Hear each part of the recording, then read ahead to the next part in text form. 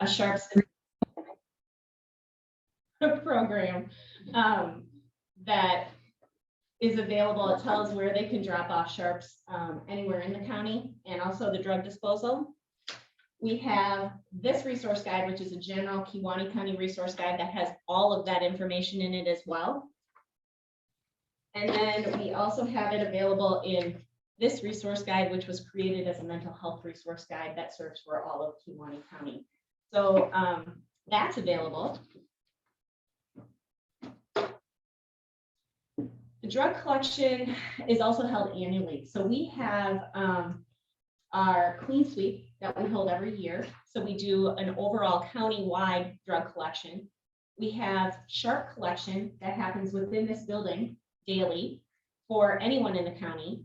And then in addition, we also have 3 sites for those drug collections that happen at our Sheriff's Department, which was our main site before. We've expanded that now to Luxembourg PD and Algoma PD. We struggled a little bit, as you can see, for the challenges in Algoma to get that drug collection going, but it is up and running now. So some of the accomplishments that we had, we did obviously the clean sweeps. We do a number of different offerings for people that they can pick up for free that are like lock boxes for drugs. We've shared these in a number of different places, from our schools to our mental health clients here to the general public, but they're available in plenty of areas. We have Datura bags. I don't know if anyone knows what a Datura bag is, but this bag can be torn open, dump old medication in it, you add water and seal it. It deactivates the medication, and then the bag is biodegradable and can be thrown in the garbage. That's another option. And then we also have these bags. They look like banker's bags. They have a lock on them. So if people are traveling or want to take their medications with them, they can put medication in here, lock it up tight, and then they hold the key so no one can get into their medications on travel or whatever. These are also a special fabric that is supposed to be not able to be destroyed. Who knows? We'll see. Haven't tried to cut them open, but that's what that is. All of this has been offered at our clean sweeps. We've offered them at our aging resource fairs. We've offered them at our free skin cancer screenings. Like I said, we offer them to the schools, long-term care units.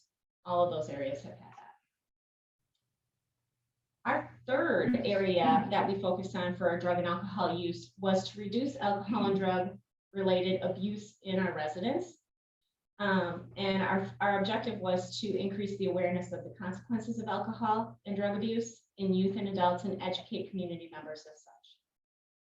Our performance measure was to see a 2% decrease overall in youth arrest rates involving alcohol and drugs by 2020, and also to see our excessive drinking rates drop to 23% in adults within Kewaunee County.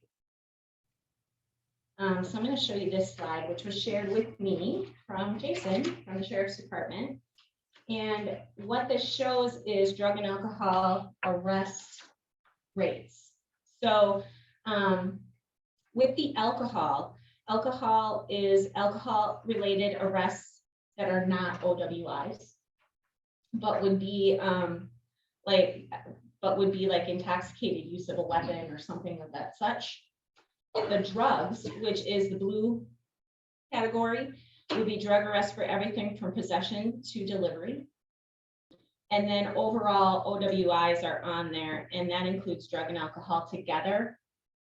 Because of, I think Jason said, the testing and how they do it, they can't really separate that out. Right. The state doesn't separate. They test alcohol first, and if that comes back, they won't test drugs because it's expensive to do the test. And if the person's over the limit, they're over the limit. Many times we suspect drugs also, and I can say without a doubt, our just straight up drug arrests for OWIs have been skyrocketing the last couple of years. Probably back in 2016, there were 1 or 2 OWIs that were strictly drug related, and in the last few years, probably a third of them are strictly drug related with alcohol. We're just seeing a huge increase in that. So you can see it's not looking so good right now. This one right here is excessive drinking within Kewaunee County, and this information came from our county health rankings. But we started out at about 23%, and we wanted to see it go down, and we actually shot up. And as of this year, we're at 29%. So COVID didn't do us any justice in that regard. I mean, I think all of our statistics countywide did not reflect well last year, but clearly we have some issues there. And then this is alcohol impaired driving deaths, which I threw in there because I thought was sort of interesting as well. We were hanging around, like, say, 32 to 35%. We dropped down in 2018 and 19, but then shot back up to 50% in 2021. Now that statistic for 2021, those county health rankings come out in February. So it's actually data that is reflecting the previous year. So that is 2020 data. And once again, that was COVID.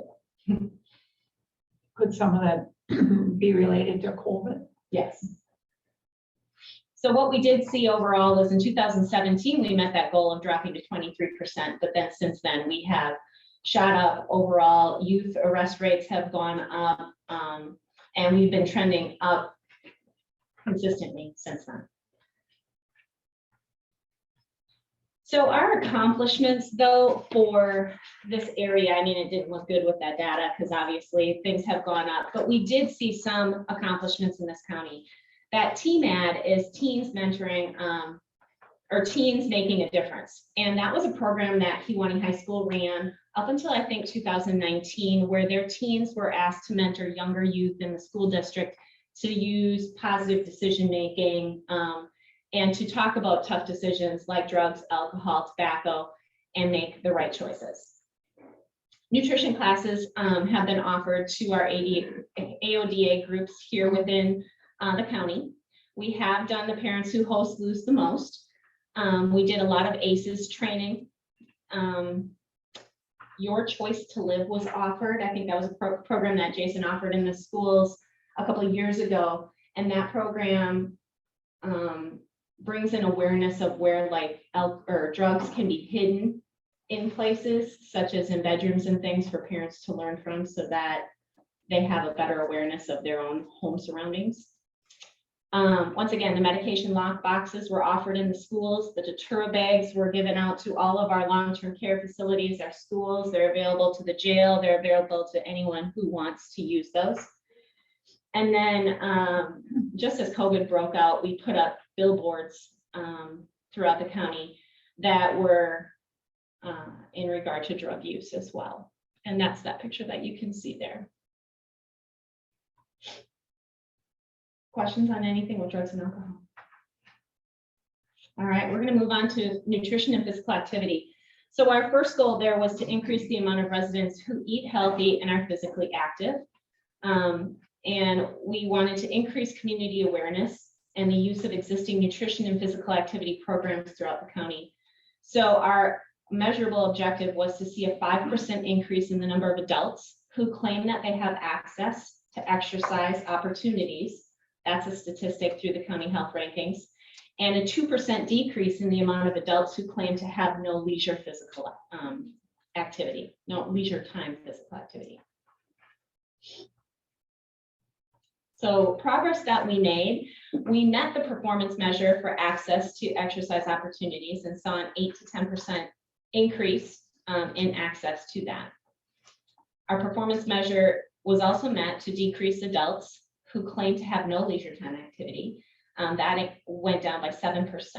So we saw improvement there. NPAW was created in 2016. That's a nutrition and physical activity work group. This group has met regularly since 2016 to put together a lot of nutrition and physical activity type programming. They made the resource guide that I showed. Oh, did I not show that one? Maybe not. This one. So, and that's also in the back, but this is an Stay Active resource guide to let people know where they can go to be more active in the county. And that's the one that's mentioned down below. Under the challenges, it says that Bliss dissolved. Bliss was a breastfeeding support group that was within the county.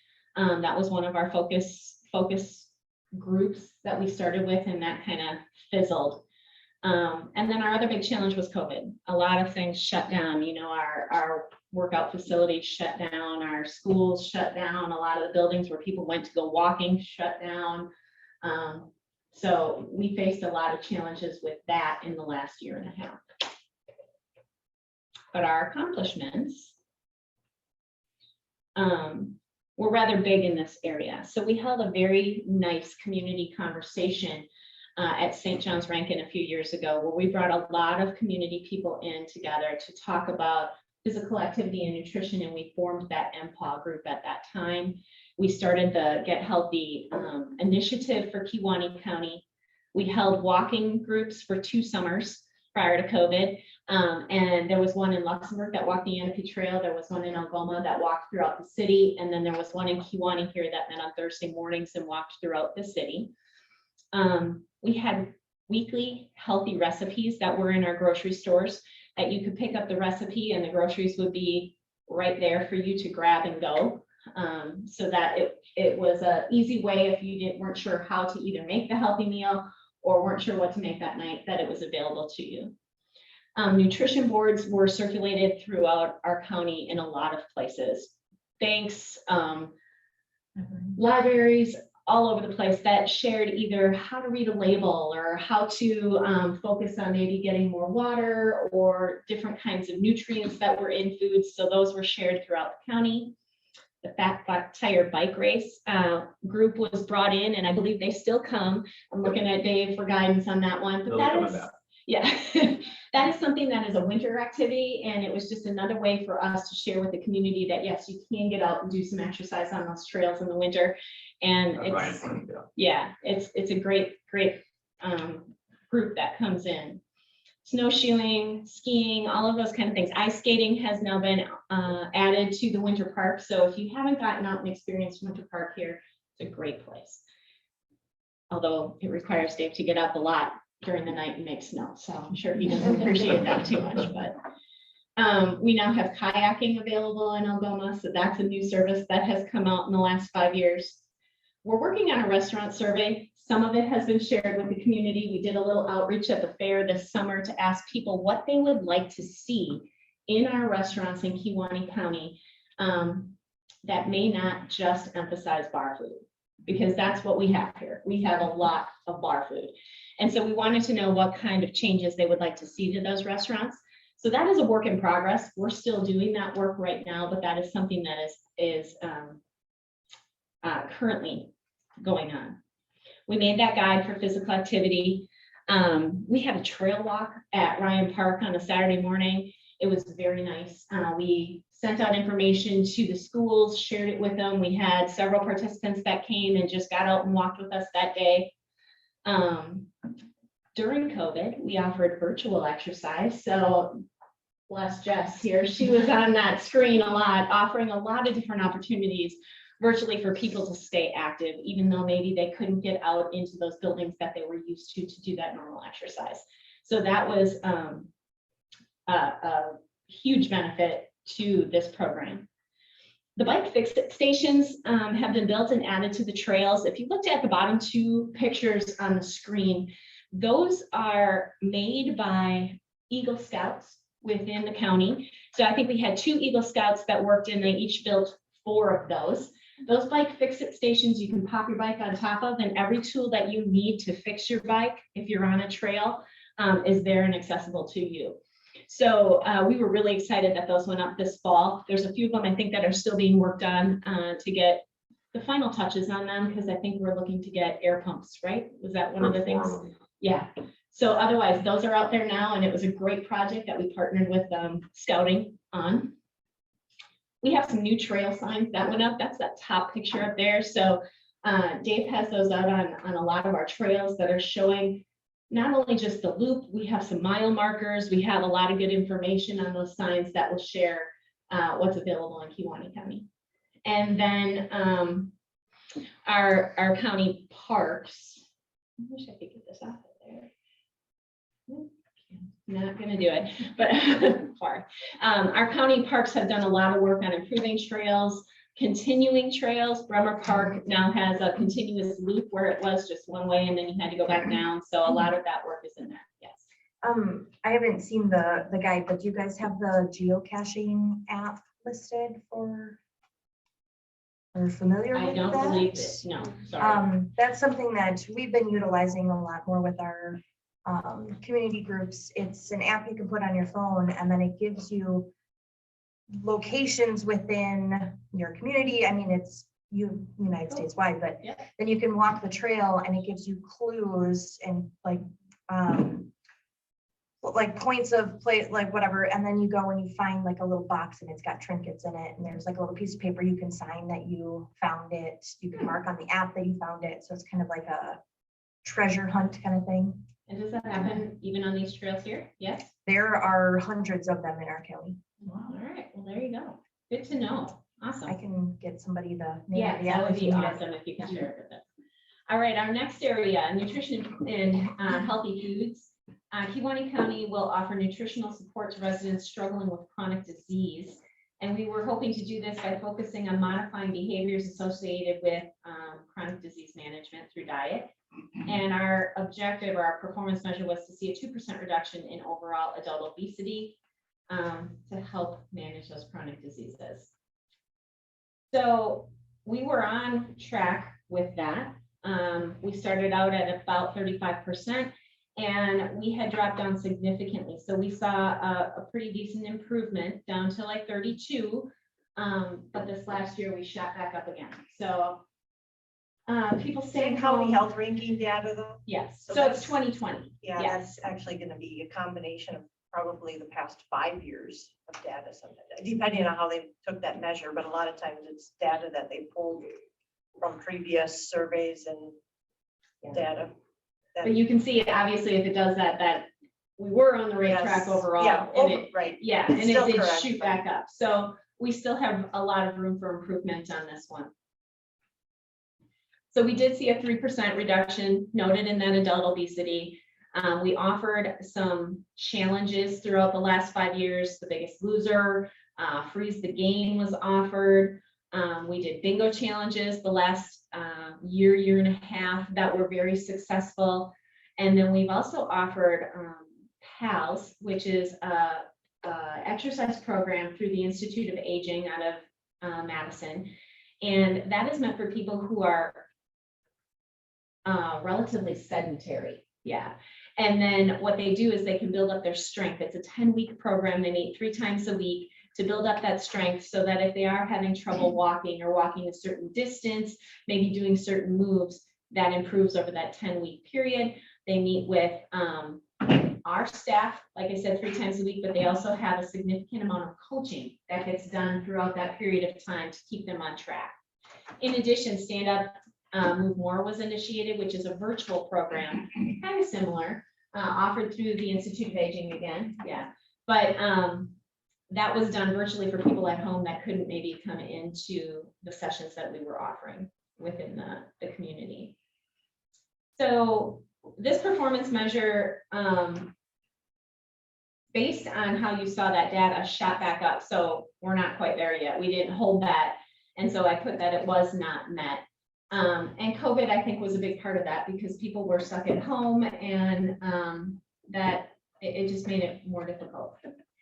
We ended up shutting down PALS for a period of time, that kind of thing.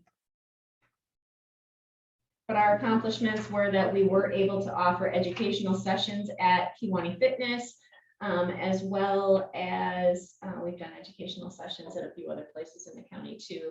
We've done virtual cooking demos. These girls were on Facebook all the time offering healthy recipe ideas and things like that during COVID. Healthy recipes were just shared on social media. We had our wellness initiatives. We did lunch and learn sessions here at the county for our employees. We also send out a Meaningful Monday, which kind of puts them in the right mood. It's a more of a mental health booster, but yeah, a lot of that information was shared through those programs. Yeah, and 10-minute Tuesdays. 10-minute Tuesdays are exercise-based for county employees as well, to get them motivated to maybe take a stretch, take a walk, take 10 minutes and do something good for them. Our next focus area on physical activity was Kewaunee County will offer physical activity support to residents struggling with chronic disease. And we're going to focus on modifying behaviors associated with chronic disease management through exercise and see a 2% reduction in overall adult obesity, which would lend to better chronic disease management. So we saw that 3% reduction in adult obesity, which we noted earlier. We did those challenges, but our participation in events and classes have been a struggle, not just here in our buildings, but also in the community. We have had some programs with great attendance and some with very limited attendance throughout the whole 6 years that we were offering this. So attendance has been an issue. Some of the things that were accomplished: Fit for Duty was offered at the Sheriff's Department. Strong Bones and Stepping On was offered through our aging and UW extension programs. Gentle Plus exercise was offered. We've had lunchtime fitness break here in this room for staff. The 10-minute Tuesdays, obviously, that go out for exercise. We've had weekly summer fitness classes held outside on the lawn for people after work so that they could take part in that. And then once again, that PALS and Stand Up and Move More initiative. Yep. We also offer yoga at St. John's Yep. Rankin. Yeah, just so you know. there's a lot of exercise classes that weren't necessarily led by the county, but are offered out in the community. Yeah. Chronic disease prevention and management is our next focus area. And our goal, our goal was that Kewaunee County medical providers and residents would have an increased awareness of the dementia-related resources that we were offering, and that caregivers would as well. We were going to increase awareness of dementia-related resources within the county. And by January 1st, 2018, Kewaunee County would have a fully functioning dementia-friendly coalition formed by the ADRC of the Lakeshore, and then we would see increased referrals on dementia services. This performance measure was met. We did outreach to all of our medical providers, so they were aware of the services offered. Long-term care and CVRFs were offered training, and caregiver resources were shared with medical providers. Challenges that we saw or faced during this was, in the process, our ADRC, we have a dementia care specialist here at the ADRC, and that position changed several times in that 5-year period. And that made it a challenge because with each change, it was almost like starting all over again. So that was tough. And then we hit COVID, and a lot of the support groups and things that were going on for dementia care ceased for a significant amount of time. So the things that we finally got up and running had to stop, and now some of those services are just getting back up there. Our accomplishments here: we did have that dementia-friendly coalition. We did offer those awareness trainings. One of our struggles was to get people to accept, I think, those trainings. That was kind of tough within the community. Memory cafes were started here specifically in Kewaunee. We offered it at Amy's Coffee House for about 1.5 years or so, and then we had to change locations. It was changed to the Kewaunee Library, and then COVID hit and that shut down. Right before COVID, we started one in Algoma as well. And so we currently have 2 going. They are in Kewaunee and Algoma at the libraries, but they just got back up and running maybe a month or so ago. It's just recent. We trained our EMS on dementia awareness. We do have caregiver support groups. And like I said, those kind of ceased for a period of time. Those are opening up again now. And the ADRC is offering Dementia 101 and 201 currently. The next one is also in regard to dementia. So Kewaunee County medical providers and businesses will have an increased awareness of the types of dementia and how to identify people who struggle with it. We wanted to increase community awareness of dementia and how to deal with people within a business setting who you might experience with dementia. And our goal was that, or our performance measure was that by January 1st, 2019, Kewaunee County Dementia Friendly Coalition would have completed outreach to our CVRFs, long-term cares, as well as 10 businesses on just that, on how to deal with dementia. So if, for instance, you were in the Piggly Wiggly and the staff noticed that there was someone wandering but seemed quite lost, how would they approach them? What would they do? What kind of measures could they take to help that person? The performance measure was met in that we offered those trainings. We struggled to get businesses and churches to accept the trainings there. And our long-term cares, their take was, well, we deal with dementia every day, so we don't need that training. However, you know, a lot of our staff within a long-term care or a CBRF is a CNA, and those CNAs really have 3 weeks of school, and then they go out into the community to work, and they don't necessarily have deep training on what dementia is or how to deal with it. Yes, they may know it, but you know, the difference between, say, Alzheimer's versus Lewy body versus, you know, there's different types of dementia, and each one of those is dealt with differently. That's the type of training that we were hoping to share with them, and it didn't necessarily happen because they didn't feel that their staff needed it. So that was a challenge that we faced.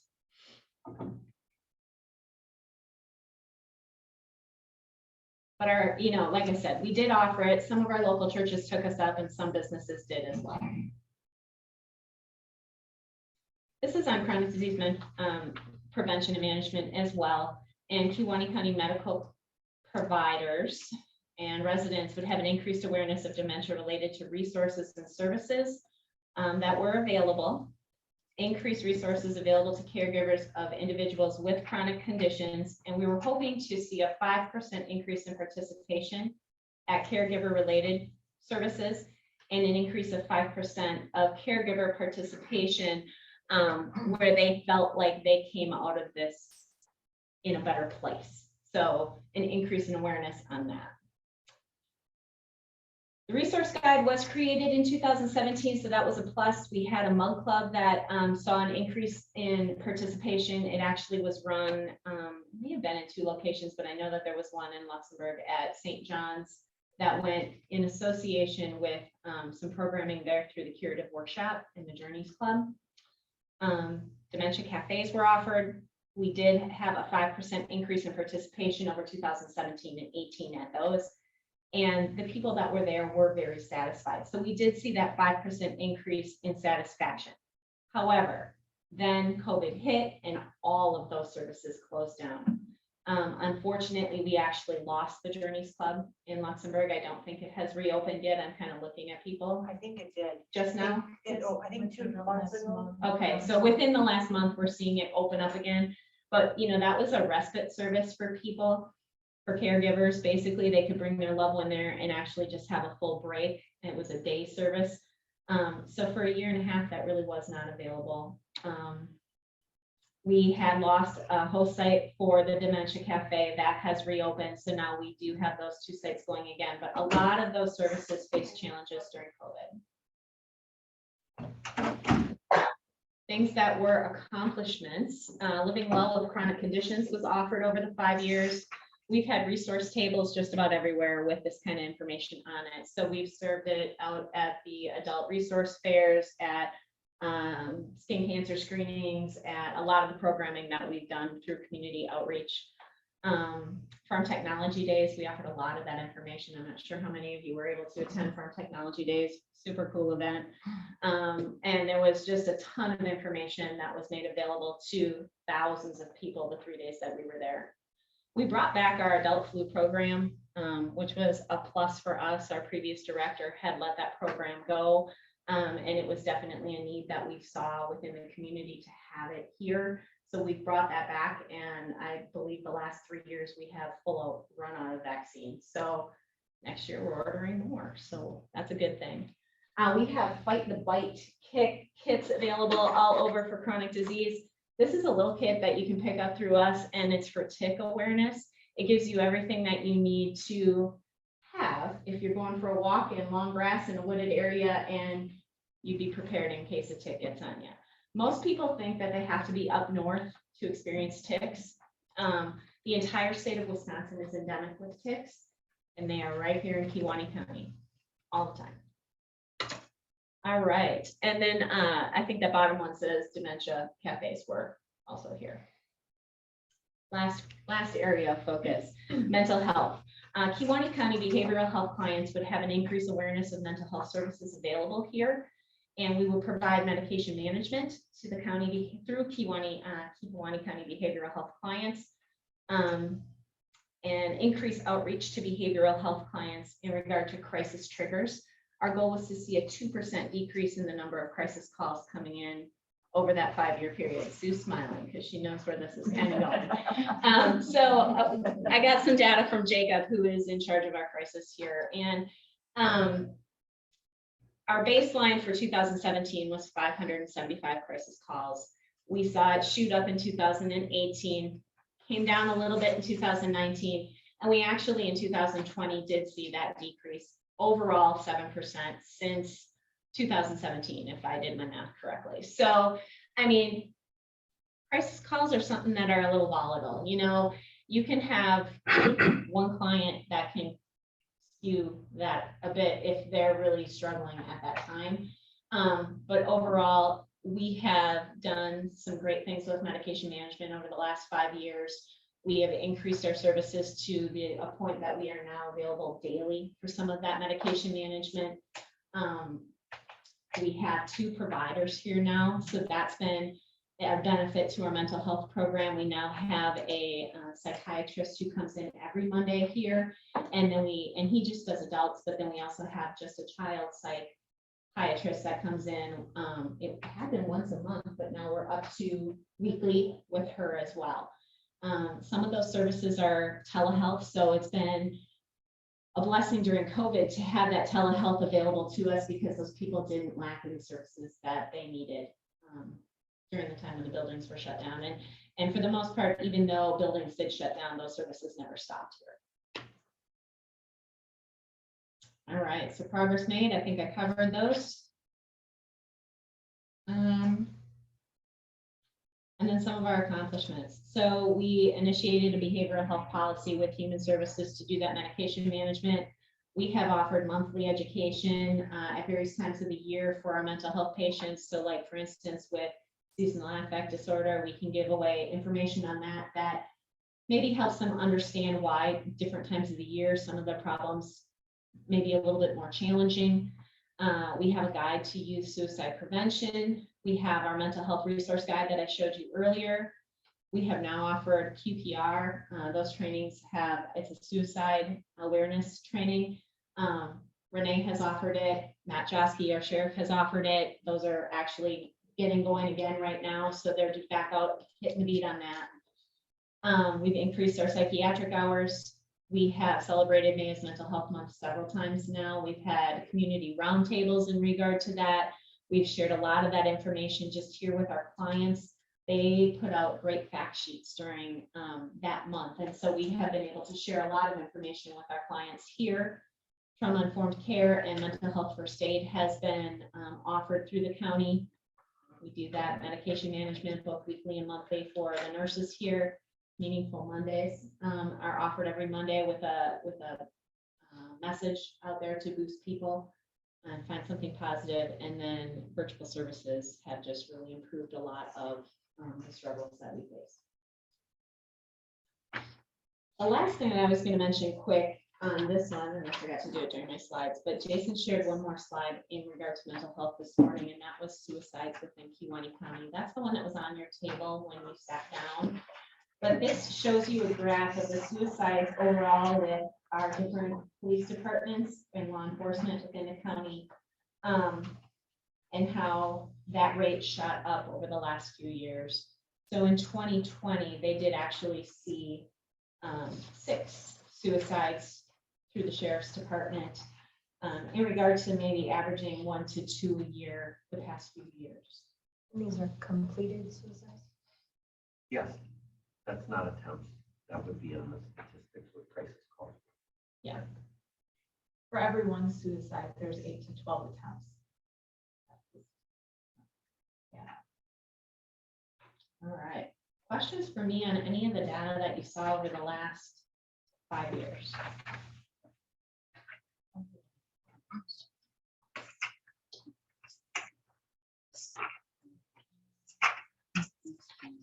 Okay. Okay, then I'm gonna hand it over to Ally. She is gonna share some data with you on a survey that we just.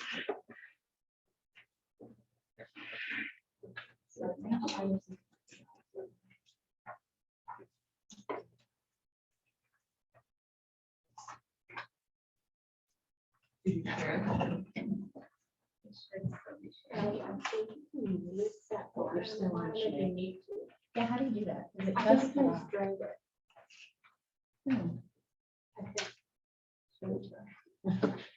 just unless it's not. It's not gonna bug me. All right. So I am just going to present our most recent data from our health survey.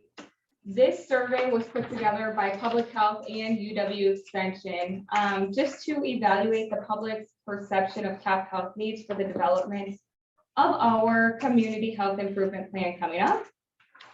This survey was available November 1st through the 24th through county Facebook pages, websites, our employees, newspapers, newsletters, and ADRC resources.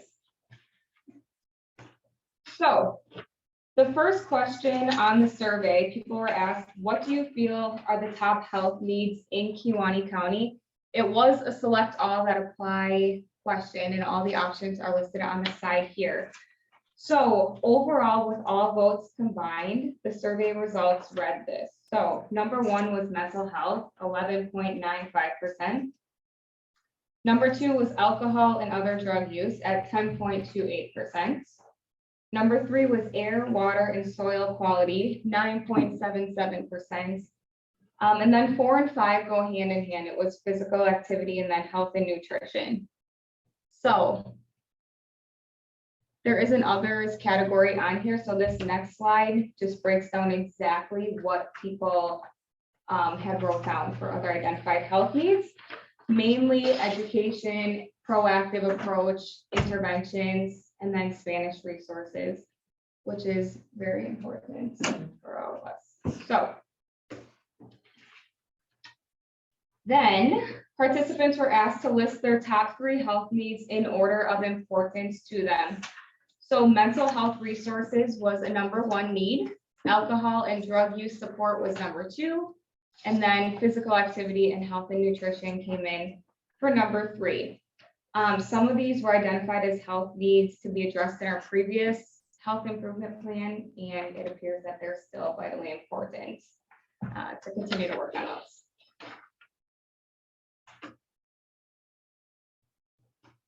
Oh, wait. Okay, sorry. And then finally, participants were asked, pertaining to health, what do you feel are the top 3 assets or strengths in Kewaunee County? So access to healthcare was number 1, community safety was number 2, and access to parks and outdoor activity space was number 3. And then lastly, I just wanted to share the demographics of the people who did participate in this survey. We did have about 150 people completed, and mainly they were 65 to 74 years old. Following that, they were 45 to 54, and then third was 55 to 64-year-olds. Of the people who completed it, about 49% of them were from Kewaunee, and then it was followed with Algoma at 19% and Luxembourg at 17%. Does anybody have any questions on the data I just shared with you? Any virtual questions? All right, we're a little bit ahead of schedule, but I don't think anyone will complain about that. So if you want to take like maybe a 15-minute break, we're going to get ready with the next batch of data, which is much larger, significantly more. And take a break, go grab some breakfast, grab some coffee, and we will meet back here, say 5 after 10. Excited about data. That is precisely why there are no little baskets of tomatoes. So I think what I'd like to start out with is just going around and doing a very quick introduction. Like I said, we don't have a lot of time and this is a lot of data to get through. So if you can just quickly introduce yourself so everyone in the room kind of knows who you are, what you represent, or if you're just like, you know, if you represent a business, a school, if you're on the board, if you're just a community citizen. We just kind of want to know who's all in the room so that we can know that. Linda Teske, Kewanee County Board Supervisor, and I'm on the Board of Health Committee. I'm Jeff Woznicki. I'm the Corporation Counsel and Director of Human Services. Dave Myers, I'm the Kewanee County Parks Director. I'm Jody Anderson. I'm the Community Health Lead for Valley Health. Eric Pine, I'm the City Administrator in Algoma. Amber Bergstrom, ESI. We changed our name. It was East Shore Industries. I'm Renee Koenig, University of Wisconsin Extension. An educator. Kathy Pavick, I'm an Algoma resident, and I'm on the Healthy Kewanee Work Group. Julie Kanisek, Citizen Committee on the Public Health Committee and formerly employed as social worker for Human Services. Julie Thorson, retired nurse. I'm on the Board of Health and Citizen. I'm Michelle Henson, Kewanee Health and Fitness. Sue Norton, I'm the Behavioral Health Manager at Human Services. Barb Benchel, I do the billing for most of the human services side. Plus, I'm a county resident for a lot of years, so. Glenn Slender, Superintendent, Luxembourg Casco School. Jason Baser, Chief Deputy at the Sheriff's Department. Judy Snell, and I'm just a citizen concerned about Kewanee County's health. Deborah Henninger, I'm Executive Secretary for HCE Kewanee County, working on a project plan to move forward for our ladies to do volunteer work. Mark Teske, I'm from St. John Lutheran Church, Rankin. I'm Chairman of the Board of Elders. Virginia Haskell, County Supervisor, and I sit on Public Health. Jeff Kurtz, Superintendent of Kewanee School. Jody in the last. Sorry. Jody Vandervest, Human Services, Health Protective Services. Great. And then we also have a lot of virtual participants as well. I know that we have our AODA counselor on. We have some representatives from the state. We have some clinics represented. So we do have a lot virtually as well. So all of the data that you're going to see today was presented. We had a summer intern. His name was Jared. He wants to work in public health in some capacity. He's going to UW Milwaukee, and I believe he wants to get his master's in public health. So the data, I guess I'll preface this by saying every single one of us in the health department, we remained open during most of COVID from June of 2020 on. We all had to contact trace and do our own jobs. So that's why we kind of had to have some help with this data presentation today. So we really strongly, encourage, if you know other data, just let us know. Feel free to ask any questions during this. And for some of the data, it's kind of the best that we could find. There's not, for some of the things, there's not a lot of, things not working. There's not a lot of recent years. Why is this not advancing? There we go. Okay. The enter button. So I'm going to start out just by going over a brief overview of why we do this every 5 years. Basically, we want you to look at all of the data that we present because that mobilizes the community to come together. And then we examine the health status of our community and we identify local health problems that we face. All of this data is based on the 2020 Wisconsin Healthy Wisconsin focus areas. We then can determine our community assets and resources and determine the greatest need areas in order to create a health plan to address our health priorities and then mobilize the community resources to implement our health plan. We have representatives of our community today here and virtually, and those community members, all of you, have knowledge about our community, our assets, our resources, and our health needs. And Cindy presented a lot of the things that were done. We appreciate everyone here having interest in committing to our county and creating a healthier county. If you've ever heard of the saying, it takes a village to raise a child, it's the same thing with the health of our community. It takes every one of our community members to work together in order to create a healthier community. This community health assessment forms and strengthens our partnerships. It helps us share the community responsibility. All of this stuff that we're presenting today, it isn't the public health, it is our community. And we need to remember that when we're going through this data. It also increases our community awareness about where our needs might lie. You know, we heard Allie present a lot of the things today that are perceived needs in our county. It doesn't necessarily mean they are, even though a lot of the data will kind of show and lead to that. That's why we want you to kind of look at this today and say, hey, should we focus on mental health again? Or is there something else more pressing? So just as an example. And also we can kind of branch off from this and form focus groups. Instead of having isolated efforts where multiple different groups do many different things, the community health needs assessment helps bring individuals together and build upon those existing services. And that in turn conserves our resources so that we don't have duplication of services.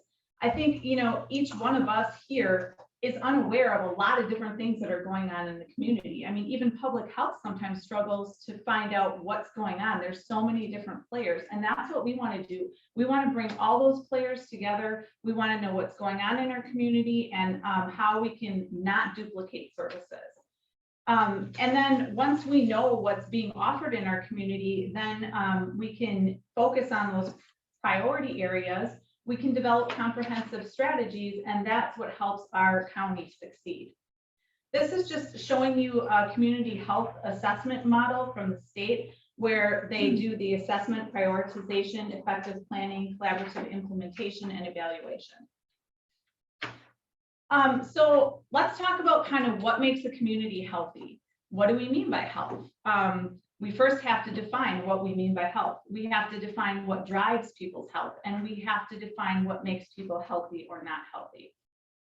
So basically, this was the model that was designed by the county health rankings and roadmaps.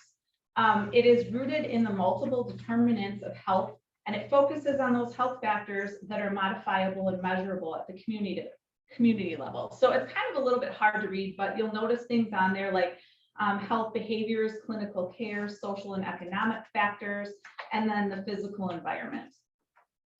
When you ask most people what you think makes a county healthy or unhealthy, you think of things like things that cause morbidity or mortality, but it's so much more than that. So that's why we want to kind of look at the data here today and see, you know, what we can do. This is just another model that you will see throughout this presentation of how we kind of categorize things. It kind of puts emphasis on health disparities, and this will kind of be our local diagram throughout this. So we first want to talk about health disparities. That's an important part of the framework that we're using today. So a health disparity is defined as the difference between various groups in their health status. It is critical to each topic area that we examine whether there are disparities or differences between the groups that we serve. So examples of this might be like race, ethnicity, gender, income, those types of things. If we ignore those disparities, then we are not serving our community and focusing our efforts necessarily on where they're needed most. Equity, health equity, is striving for the best health for all. It is very different from equality. The model that you see up there and in your slides, the first top portion is the equality, and that's where, for lack of a better example, everybody gets a bike. Everyone's equal. They all get the same bike. The one below shows equity. That's where that bike that they receive fits everybody's individual needs. So if you're handicapped, you get a recumbent bike. If you're tall, you get a larger bike to fit your size, and so on. And that helps people have their best performance. These are the 12 focus areas that you see around the room today and that we kind of discussed. The ones that are in red are the ones that we chose to focus on from our 2015. When we look at demographics for our population, you can see that Kewanee kind of falls right in the 21.5%, right around Wisconsin's average for the percent of people under the age of 18. And we're slightly above Wisconsin at 20.9% for those that are over age 65. Also, you can see the race and ethnicity of our residents. White alone tends to be the highest percentage, and then followed by the Hispanic or Latino percent. We have a few Black, African American, American Indian, and Alaskan Natives, and then, you know, the other races. And this is pretty much in line with the state of Wisconsin. You can also see our population. This breaks Kewanee up by sex and age. And as you can see, the largest is at the 55 to 59-year-old range, followed by 50 to 54 years, and then 60 to 64 years, and then 10 to 14. So next we're going to be talking about mortality, and that is the length of life. And in order to look at this, what we're going to be looking at for Kewanee County is the premature death rate and then the infant mortality rate. So when we look at the premature death rate, that is defined as the number of deaths under the age of 75, and that represents the population during a specific time.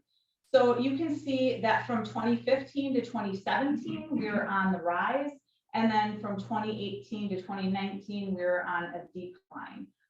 It is still over our base level of 2015. When we look at the infant mortality rate, we are comparing with Wisconsin. The reason why you see different years there is because sometimes the public health profiles are different from what Wisconsin has versus the individual counties. So we try to compare the best we can. We are slightly above the Wisconsin average at 10.1% for the year of 2017. When we look at the morbidity data, that is the quality of life. So we look at kind of illness and injury in this. So this also was from the county health rankings. This shows the percentage of the Kewanee population from 2019 to 2021 who had poor or fair health days. We noted that it was that out of the 7 days in the week, the average amount of days that those are in poor or physical health is at 3.7. Out of the 7 days, poor mental health is at 4. And that is all identical to the state average. What's interesting to note, though, is that in 2015, the rates for Kewanee County, the people that were in poor or fair health were at 11%. The poor or physical health days per week were at 3.1. And then in the poor mental health days were at 2.8. So you can kind of see how once COVID hit, how that may have increased those poor mental health days and poor physical health days. This is just showing the low birth weight infants for Kewanee County. Kewanee County has remained at about 7%.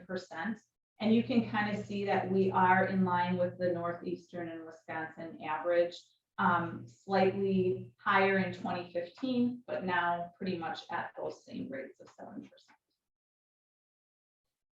Next, we look at chronic disease and why that matters. Chronic disease includes things like heart disease, diabetes, cancer, stroke, asthma. They can all be prevented through having a healthy diet, physical activity, eliminating tobacco use and substance use. And it's important because they're very, very costly things. Effective management can prevent more serious complications of this. And things that contribute to chronic disease include the use of tobacco products, physical inactivity, obesity, and UV light exposure. So diabetes affects about 23.6 million in the US. It is the 7th leading cause of death in the United States. And it is the leading cause of kidney failure, lower limb amputations, adult onset blindness. Cancer is the 2nd leading cause of death, and risk factors include the use of tobacco, physical inactivity, poor nutrition, obesity, and UV light. It can be reduced through early screening and vaccination. Coronary heart disease is the leading cause of death in the United States, and obviously all of those healthy physical activity, obesity, high blood pressure, high cholesterol, all those statistics lead to coronary heart disease. So if we can manage that, we can save a lot of healthcare costs. And then asthma being the last one, it affects more than 23 million in the United States. When we just look at chronic disease and diabetes, this is showing from 2015 to 2018 in Wisconsin. You can see that we've had like a big spike and now it's kind of going back down to baseline levels. However, diabetes in general in the US is increasing. I have a question on that. Mhm. Is that a combination of type 1 and type 2 or just? I believe so, yes. Diabetes prevalence in Kewaunee County, these are the statistics from 2015 to 2021.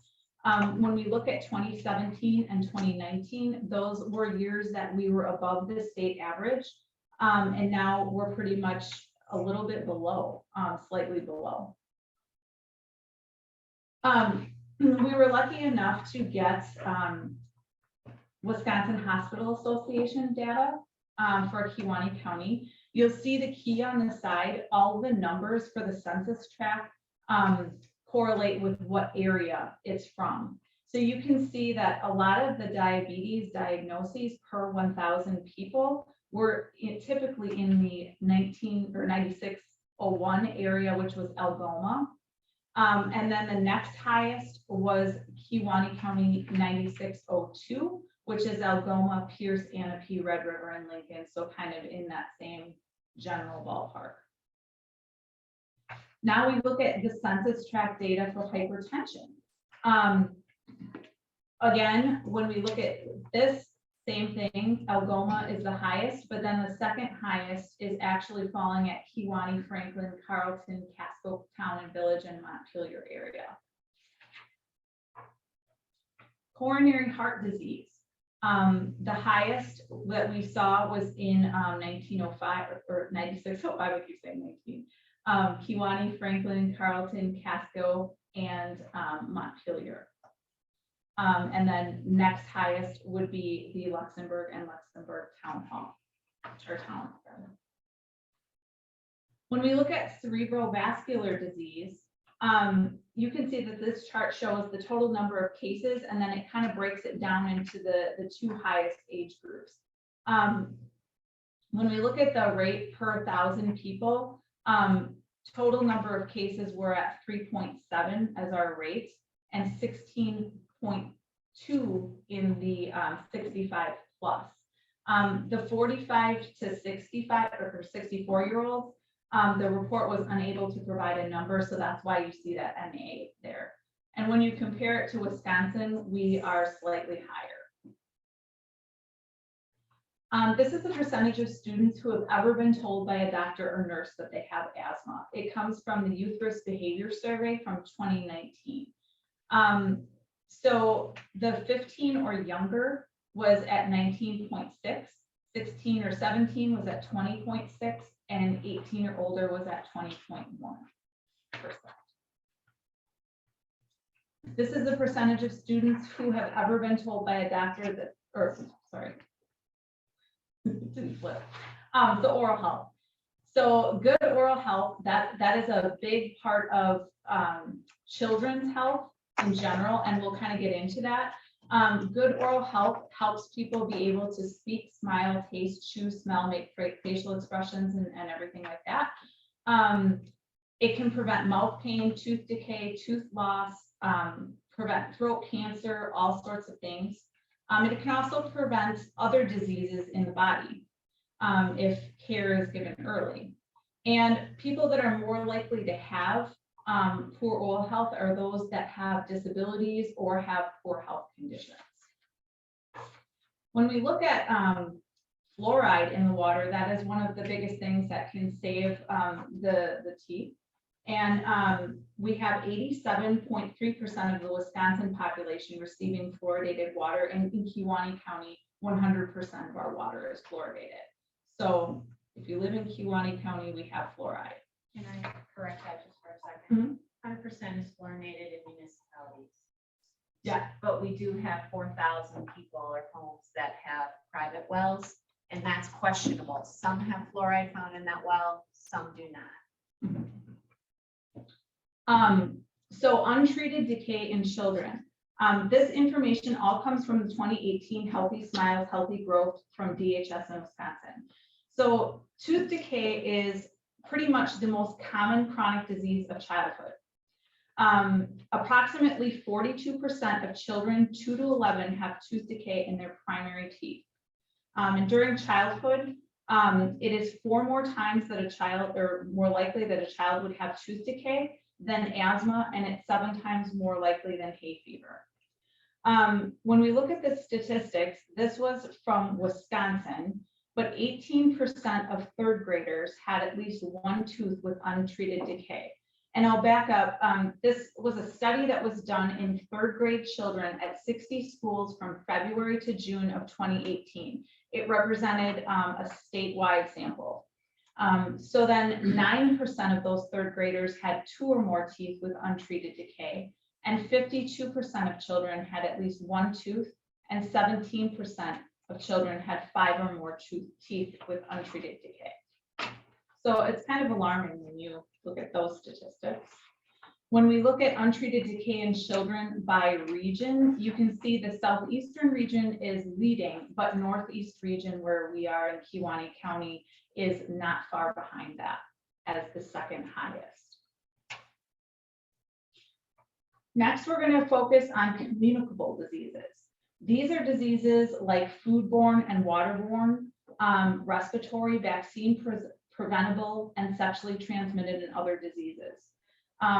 As we mentioned with chronic disease, prompt identification of these diseases can reduce illness, death, and healthcare costs and absenteeism. And viral hepatitis and influenza and tuberculosis are among the leading causes of death in the United States.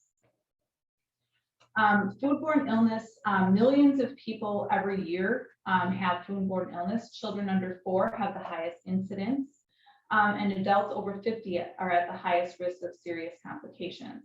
Respiratory infections are the 8th leading cause of death in the United States, and each year about 42,000 adults and 300 children die from vaccine preventable diseases. And this is a very interesting statistic. Each birth cohort vaccinated with a routine schedule reduced healthcare costs by $9.9 billion. So just from getting those vaccinations. When we look at influenza immunizations in seniors, as Cindy mentioned, we tend to run out every year, and now we're ordering more, so that's a good thing. When we look at Kewaunee County for 2017 to 18, we're at 56%. And then when we look at 2018 to 19, we're at 62%. So for all other ages, we're at 40%. What's interesting to note too, though, is the childhood immunization rates for Kewaunee County. We were at 77% in 17. In 2018, we were at 78%. In 2019, we were at 83%. We were higher than the statewide and the northeastern region average. However, in 2020, when COVID hit and all of the clinics and doctors' offices and everything was shut down, the health department shut down for a short period of time, that rate fell to 67%. And that's just because of the pandemic. And everyone around us kind of experienced the same thing. When we look at major diseases in Wisconsin, these are the major diseases: chlamydia, gonorrhea, hepatitis C, influenza, Lyme disease, and Campylobacter. When we look at Kewaunee County, pretty much right in line with that. However, you can see chlamydia is the top with Campylobacter, Lyme, hepatitis C, cryptosporidium, and salmonella. When we just take a look at Lyme disease, and you look at Kewaunee County, we are in the 0 to 24% range compared to some of the other surrounding counties. It looks like Manitowoc and Sheboygan is right in line with us. Dorr tends to be higher, as does Brown, Calumet, and Outagamie. Communicable disease, when we look at TB rates for Kewaunee County, so these are showing active cases of tuberculosis from 2015 to 2020, not latent. You can see it is actually quite low. We've had 0 for most years except for 1 in 2015. So we are under the northeastern region and state averages. The impact of COVID-19. COVID-19 technically is a communicable disease. Communicable disease rates obviously surged immensely due to COVID, and we mentioned vaccination rates plummeted. To date, or according to last week's Friday's report, I should say, we have 4,210 positive cases of coronavirus that have been diagnosed in Kewaunee County. And that makes the positivity rate 752 to 100,000 people. We move on to mental health. Mental health is defined as successful function resulting in productive activities, fulfilling relationships, and the ability to adapt and cope with challenges. So 13 million adults have seriously debilitating mental illness each year in the United States. Suicide is the 11th leading cause of death overall in the United States. And as we mentioned earlier, for each suicide that is completed, there has to be at least 8 to 12 attempts. That's the statistic on that. And the chart that Cindy showed also shows that surge during this year. We mentioned before the mental health days are at 4 and they were at 2.8, so that's something to consider. This is a chart showing the 5 top most utilized services for Kewaunee County. We start out with crisis as being number 1, case management as being number 2, followed by outpatient counseling, medication management, and community comprehensive service, or CCS. When we look at that same Wisconsin Hospital Association data, we can see that mental health was diagnosed more in the Algoma area, followed by the 9605, which is the Kewaunee, Franklin, Carlton, Casco Town and Village, and Montpelier area.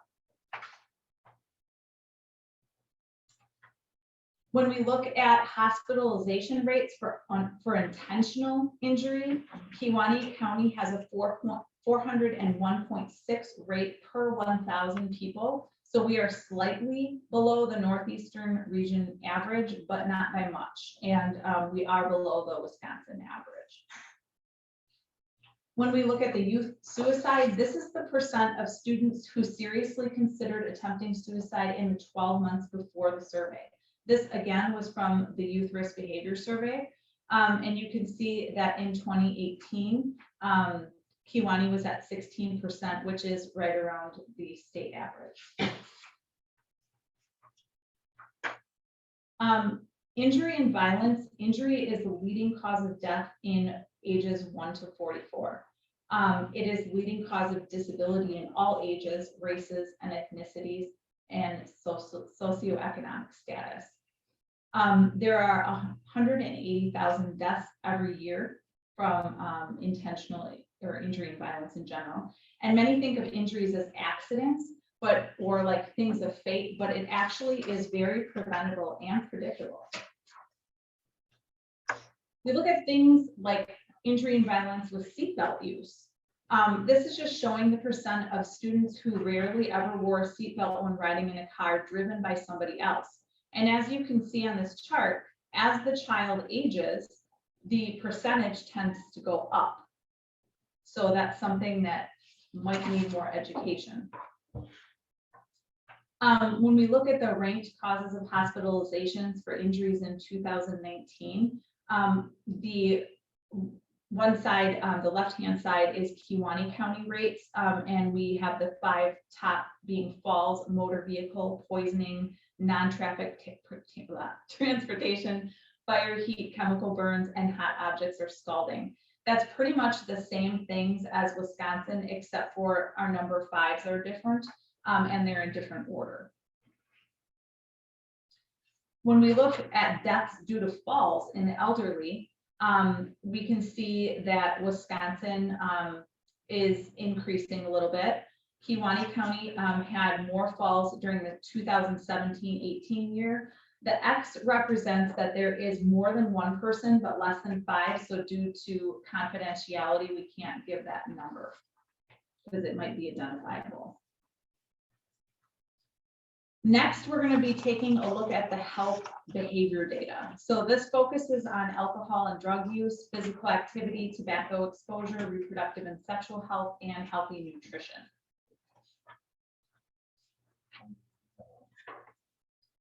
Alcohol and drug use contributes to costly medical, mental, and public health problems.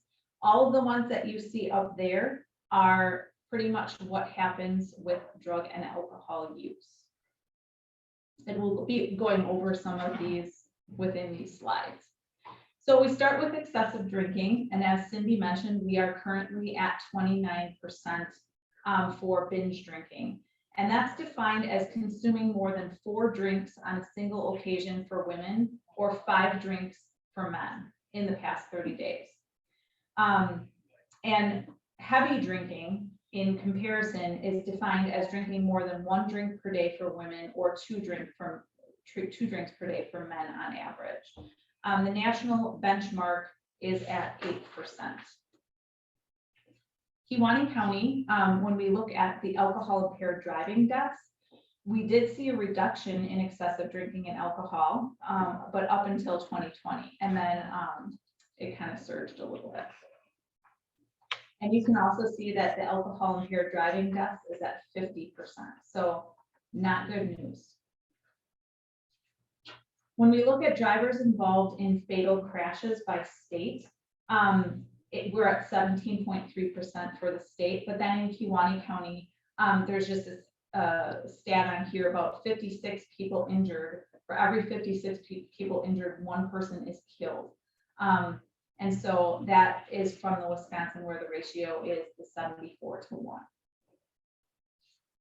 For drug arrests, for alcohol and under alcohol and drug use, you can see that overall arrests have decreased in number. Marijuana seems to be one of the highest, along with the other drugs.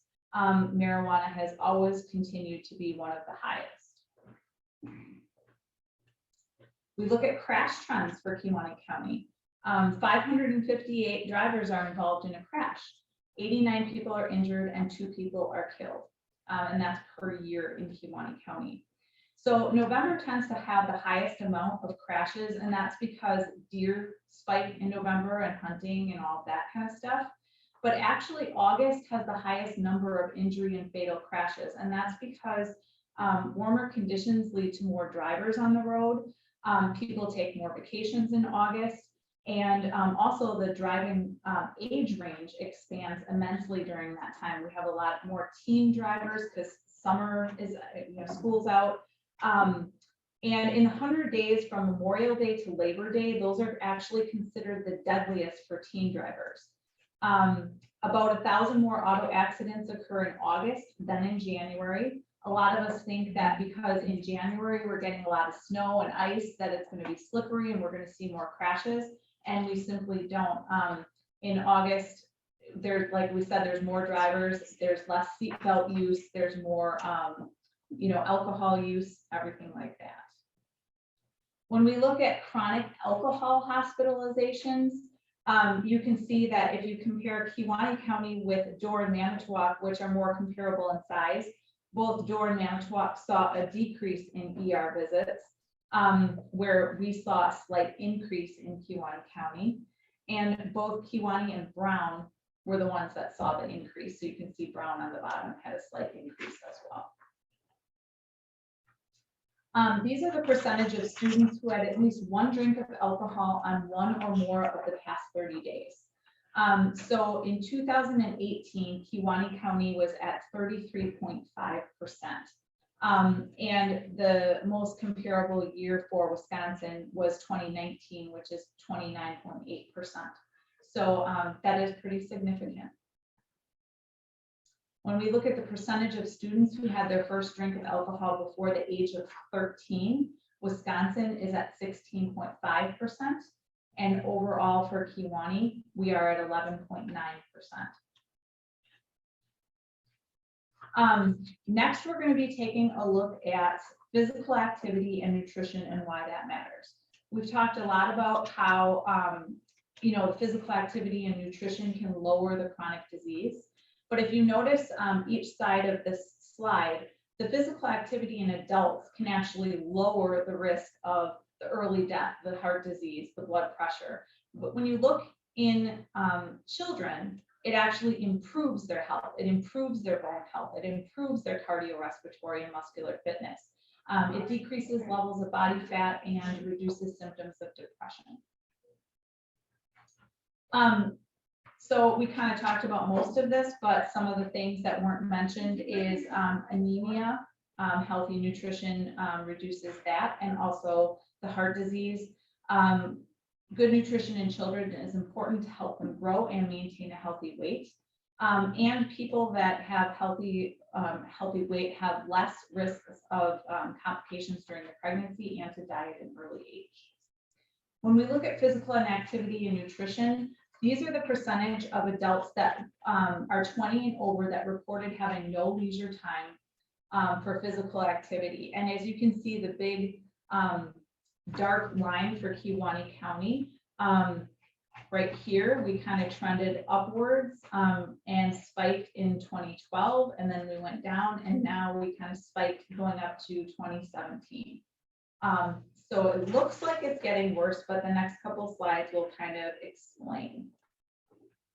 This is just showing a United States map, and you can see where Wisconsin is at 20 to 24% for physical inactivity. Obesity and physical activity in bold is from 2015, and that's our baseline of what we started out with when we chose that as one of our highest needs for Kewanee County. You can kind of see that up until 2020, we were still increasing in adult obesity, but physical inactivity and access were doing okay. 2019 was actually the best year. Even though adult obesity had increased by 1%, the physical inactivity was down and access was up. Now that was one of the years that we were doing a lot of our programming. There was a lot going on in Kewanee County. And then when the pandemic started to hit, you can kind of see how those levels increased by the year of 2021. What's really interesting to note here is that the access to exercise opportunities was very high. But the physical activity was also high, but the physical inactivity rather was very high, but the obesity was still high as well. So this may indicate that while they had access to those exercise opportunities, they weren't necessarily doing it. So the access to those is an asset. An important thing that we need to think about when we think about healthy nutrition in our county is the Food Environmental Index. And to kind of explain this the most simply, it is the measure that people within the county have to access healthy foods by considering the distance that they live from a grocery store or supermarket. If you don't have access to healthy foods, obviously that isn't going to be a choice. And there are also cost barriers associated with that. I don't know if you've ever heard of a food desert, but that's where you live in an area where there is not a lot around you and you have to drive an excess amount of miles in order to get healthy foods. The Food Environmental Index that you see here ranges from a scale of 0 being the worst to 10 being the best. Now, for rural environments, living close to a grocery store is defined differently. In a rural area, it's being within 10 miles of where you live. And in a non-rural area, it's less than a mile. So Kewanee County, because of that, we have grocery stores in all of our different locations. We rank at 9.3 out of that 10-point scale. When we look at physical activity and nutrition and youth overweight, these are the percentage of students who are overweight. So in Wisconsin, 14.6 of students are considered to be overweight, which is greater than 85th percentile, but less than 95th percentile. And 14.5% of our students are obese, greater than the 95th percentile. This is looking at the Kewaunee County WIC BMI trend data. So what I want to mention about this program, because it's in part my baby, I've been doing it for about 20 years now. For every dollar that is spent on the WIC program, $4 is saved in healthcare costs, and that's a fact. WIC, if you're not familiar with it, it provides nutrition counseling to women, infants, and children that come in. It also provides a healthy food package for them with foods that are selected from the USDA. Also, women that breastfeed can meet with a lactation specialist or a breastfeeding peer counselor. We have both on site. And before I go into these statistics, Kewaunee County in 2012 partnered up with the Fit Families program. We got the Fit Families program grant.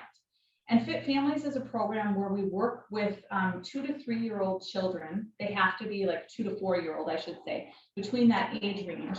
And we work on either decreasing unhealthy beverages, increasing exercise and decreasing screen time, or increasing fruits and vegetables.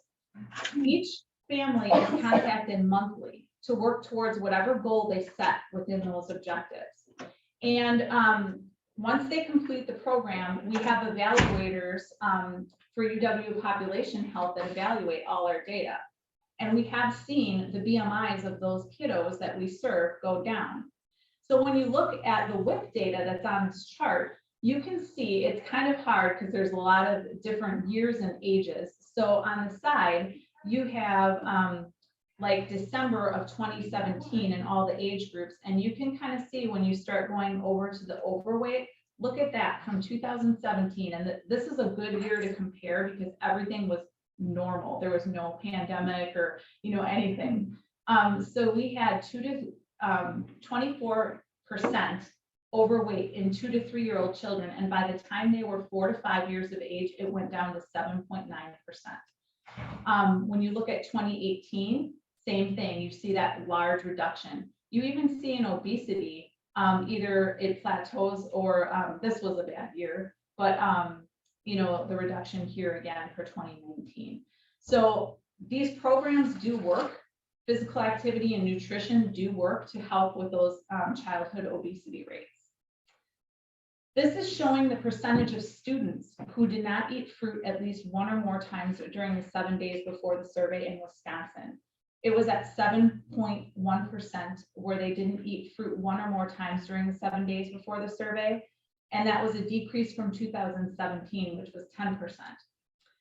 In the Youth Risk Behavior Survey for Kewaunee County in 2018, students were asked if they went hungry because there was not enough food in their house in the past 30 days. And for males, it was at 10.2%, indicating that they did not have enough food, and females 11.1%.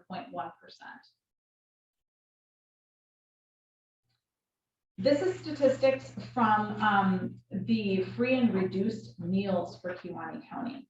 This is also an astounding part of data. You look at Algoma School District, out of all the students that now, you can see how it's broken off to the total enrollment of students, the total number of students approved for free meals, and then the reduced. But then when you combine them, they're in red. 48.9, so almost 49% of students that are approved for free and reduced lunch, like the total amount of students get free and reduced lunch. And Kewaunee County, 42% is the, and then Luxembourg, it's at 17%. So when you really look at, those students that qualify for programs like that within the different schools, it is significant.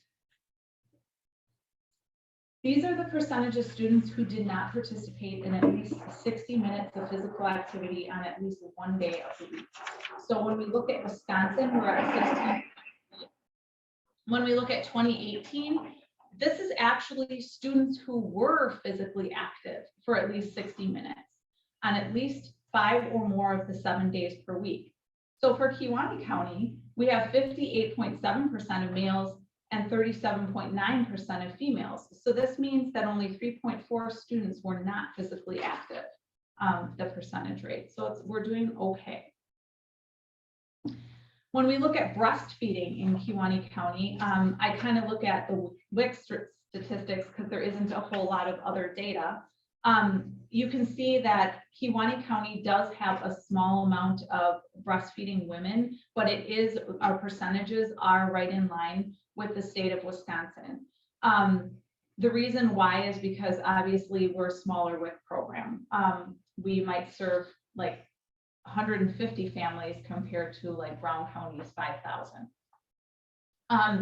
The reason why breastfeeding is so important is because babies that are breastfed definitely have a lower risk for asthma, obesity, diabetes, ear infections, SIDS, GI disorders.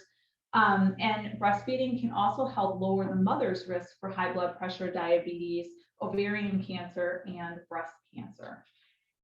And again, in Kewaunee County, for the WIC program, we do have a lactation specialist and breastfeeding peer educator. Tobacco use, we move on. Tobacco use is obviously the single most preventable cause of death in the United States. You can see that there are 443,000 deaths associated, 8,000 per year in Wisconsin.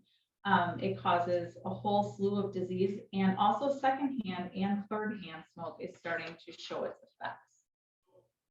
When we look at adult smoking statewide, you can see that the national benchmark is 14%.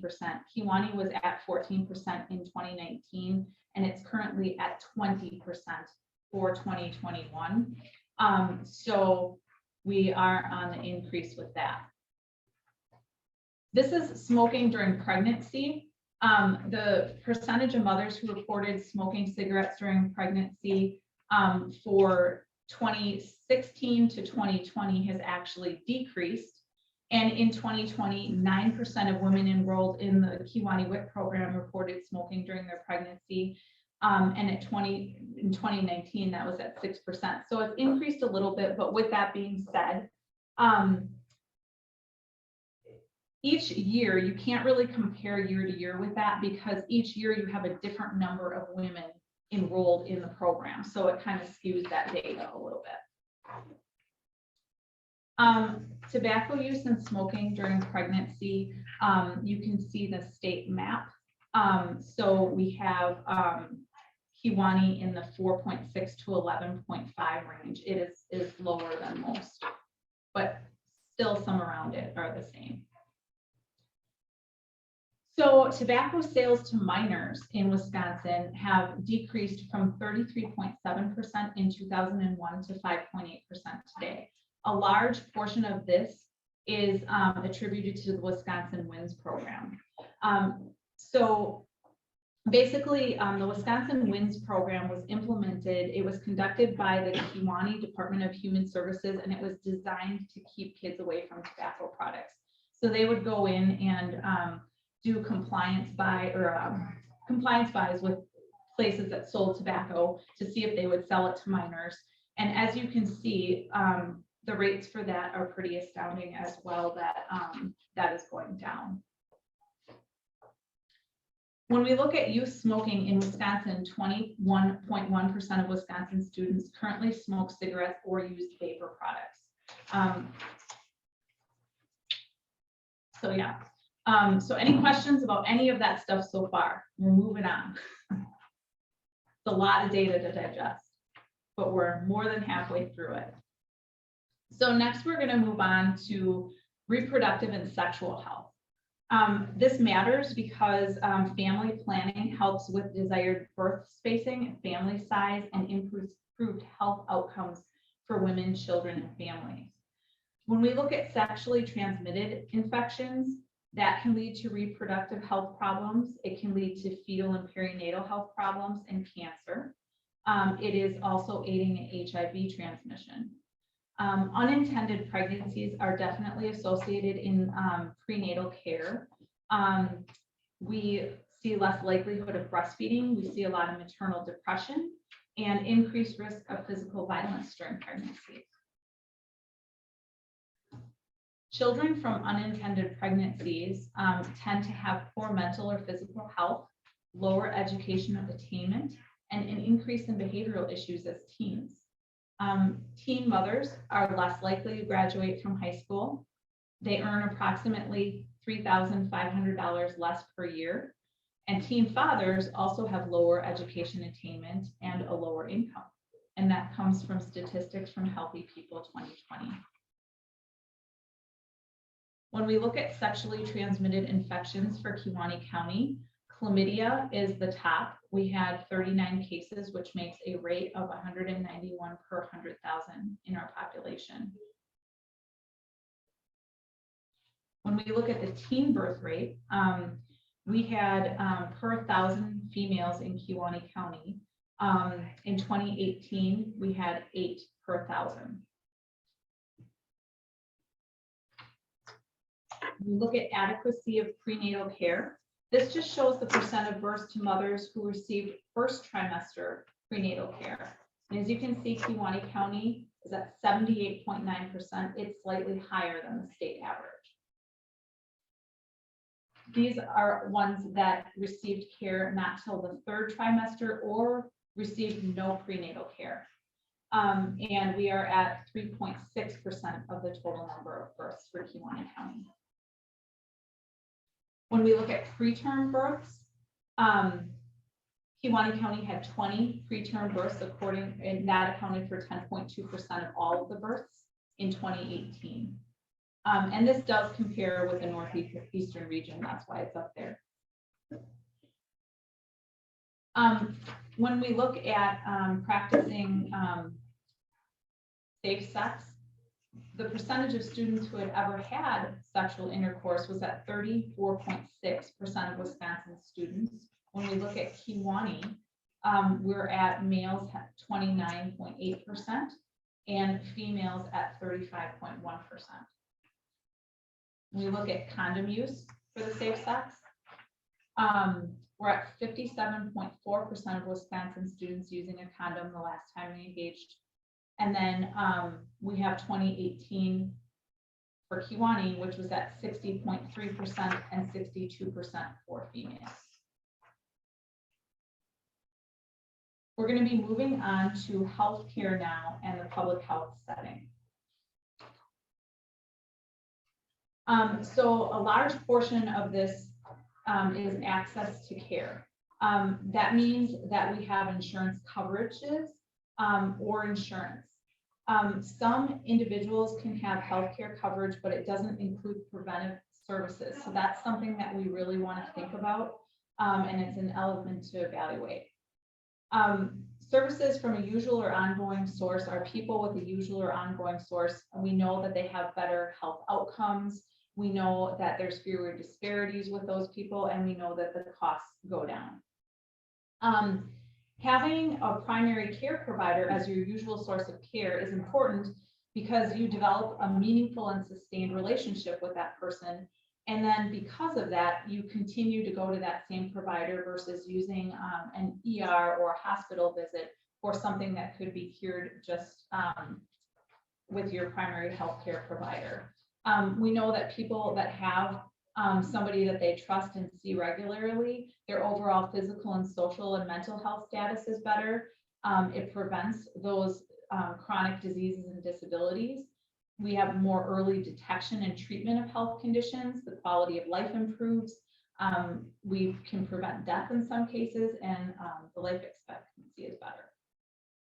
When we look at Kewaunee County, you can see the dark line is the hospital stays in Kewaunee County. So we can see that we kind of went up and now we're kind of plateauing out in 2018. When we look at the uninsured, persons without health insurance under the age of 65, Wisconsin is at 6.8%. Kewaunee is right in line with that at 6.3%, slightly lower. Out of all those who have health insurance in Kewaunee County, 24.5 are publicly insured, whereas 65.3 are privately insured. Now, when we look at the primary care physician rates, overall in Wisconsin, this is the ratio of population to primary care physicians. So overall in Wisconsin, we are at 1,270 to 1. Kewaunee County has 10 primary care physicians. So that places us at 2,040 to 1. When we take all of the primary care providers other than physicians and lump them together, we have a greater amount. So then our value falls to 1,570 to 1. Kewaunee County is one of the counties that does not have a hospital, so that correlates with that. This is showing the health professional shortage areas, specifically in primary health care. Now you can see the colored area is the one that we're concerned about. The white is not. And Kewaunee County does fall in that shortage area. It does also look like most of the counties that surround us, Manitowoc partly and Dorr partly have issues, but otherwise most of the other counties are white in non-shortage areas. Just a reference for one of 3 counties in the state that does not have a hospital. And even though we have an urgent care, technically it's called that, our urgent care has no longer or does not provide extended hours on evenings and weekends. So the urgent part of our urgent care has kind of left us as well. When we look at the mental health provider rate, so this is the ratio of the population to mental health providers. Overall in Wisconsin, we are at 470 to 1. Kewaunee County has 13 mental health providers, and that places the county value at 1,570 to 1. I would say that 13 is Counting a lot of people, because we thought the same thing. Yeah. Say, hold on, I was 13 because Yes, I could probably identifiable. list you, It's probably not like the psychiatrist, like, you know what I mean? Like, just therapists Yeah. alone, I could probably count on one hand. Yeah. In treating AODA, we have 1 person in the entire county. When we look at mental health shortage areas, Kewaunee also falls in that along with Dorr. The surrounding counties are doing pretty good. The Manitowoc, Brown, Outagamie, and Calumet area. When we look at dental care and access to dental care, this is a little bit dated information, but it was honestly the best that we could find from the year 2008. We are at less than 20% receiving a dental service. So we are in the lower category, but that may be skewed by now. It's just we don't have any more recent data. When we look at the dental healthcare shortage area, it looks like part of Kewaunee and Dorr fall in that, and part of Brown. We do have that dental health clinic in Dorr County that serves Kewaunee County residents that does accept Medicaid, so that's kind of nice to have. It's a nice service that we can provide to our residents. We also have Bridging Brighter Yep. Smiles available in the county. I don't know if you're going to cover that or not. No. But Bridging Brighter Smiles is a service out of Waukesha that will provide dental services to our schools. All 3 of our school districts take part in the program, and all they have to do is provide a room with water, and then any student within the school can receive dental services. If it's a Badger Care student, Bridging Brighter Smiles will bill Badger Care for that, but they can get sealants done, they can get cleanings done, they can get some basic screenings as far as like cavities, and then they'll receive a referral. As far as uninsured, they can also receive those services, and Bridging Brighter Smiles has a sliding scale fee that they will use for that. And then for people who just choose to pay, if that's what they want to do, there's a flat rate for those that, you know, just prefer to do it that way, but are not low income. So then this is just showing you the Kewaunee data for the ratio of the population to dentists. Kiwanee is at 2,270 to 1. And when you look at the chart below, those are the percent of persons with a dental visit that have had a dental visit within the past year in the United States. It does not indicate health insurance coverage or anything like that. According to the 2018 county health rankings, about 25% of Kewaunee County residents did not have a dental visit. Percentage of Medicaid members with any utilization of a dentist or dental service in Kewaunee was at 33.8% for 2019, which was right under the state average. When we look at cost barriers to dental care among the US population, you can see this breaks it up into all different races.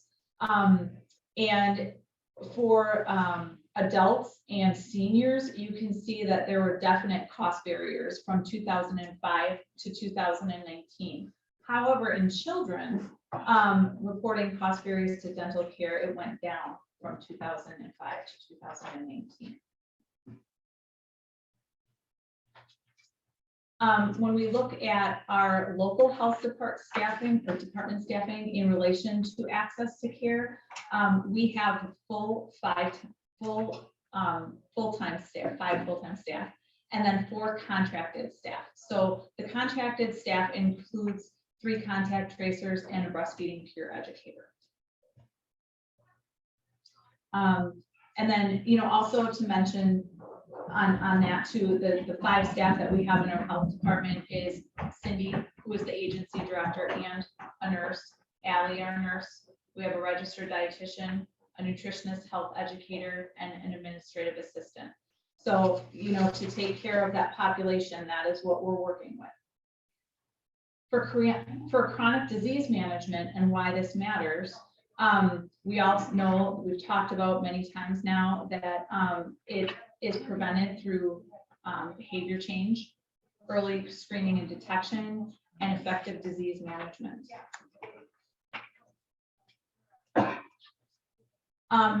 When we look at the screenings for disease management, the next slides are going to be showing some of the screenings and our percentage rates with that. So cervical cancer screening is first.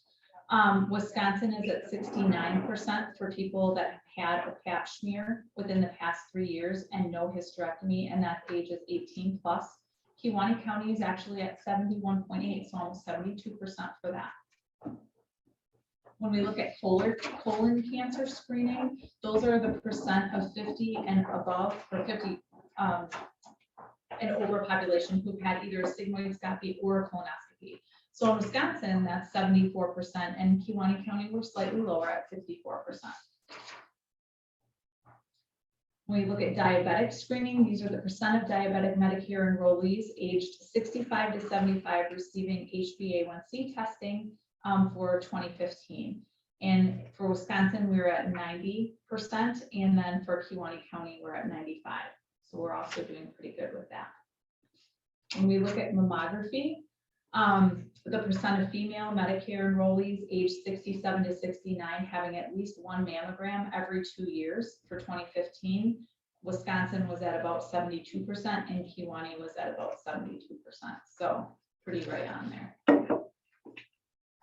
Then we look at cholesterol screening. So for Wisconsin, you can see that most had their cholesterol checked within the past 5 years. Less than 5% did not have it checked within the last 5 years, and roughly 11% have never had their cholesterol checked. In Kewaunee County, the estimated prevalence of high cholesterol among adults ages 18 plus was at 38.2%. So that statistic is kind of below 50, but still higher. And next we move on to social and economic factors. So in this, we're going to be looking at education of our residents, employment, adequate income, community safety, social support, and racism. That's what that measures. So we know that the years of education are strongly correlated with improved work and economic opportunities. People have access to healthcare through their works, or their work situation, I should say, and more stability during variations in the job market. People that have formal education are correlated with having reduced psychosocial stress and a greater sense of personal control, healthier lifestyles, and multi-generational effects are also seen. So education of the parents affects the health of their children. This is just showing for Kewaunee County, we have 93.1% of our residents having graduated high school. Wisconsin comparatively is at 92%. But then when we look at the people ages 25 plus in Kewaunee County that have a bachelor degree, we are at 19.4%, where Wisconsin is at 30.1%.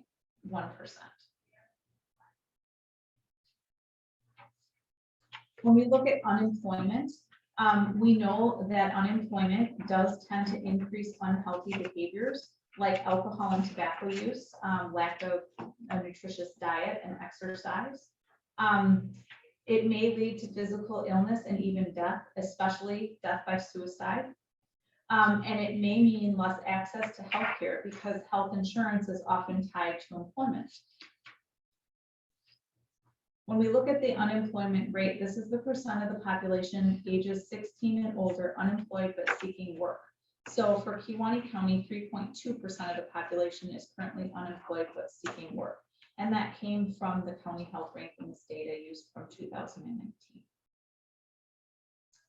When we look at poverty, we know that poverty is associated with death, medical conditions and disease, depression, intimate partner violence, and poor health behaviors. And children are affected more in any age in accidental injury and lack of healthcare access. This is showing the median household income for Kewaunee County. You can see that it is above the Wisconsin average at $66,192. The poverty rate, Kewaunee County has 7.4% of the population living in poverty. Wisconsin is at 10.4%. When we look at the percent of children under the age of 18, you can see that Kewaunee County compared to all of the surrounding counties and Wisconsin in the US is the lowest at 8.6%.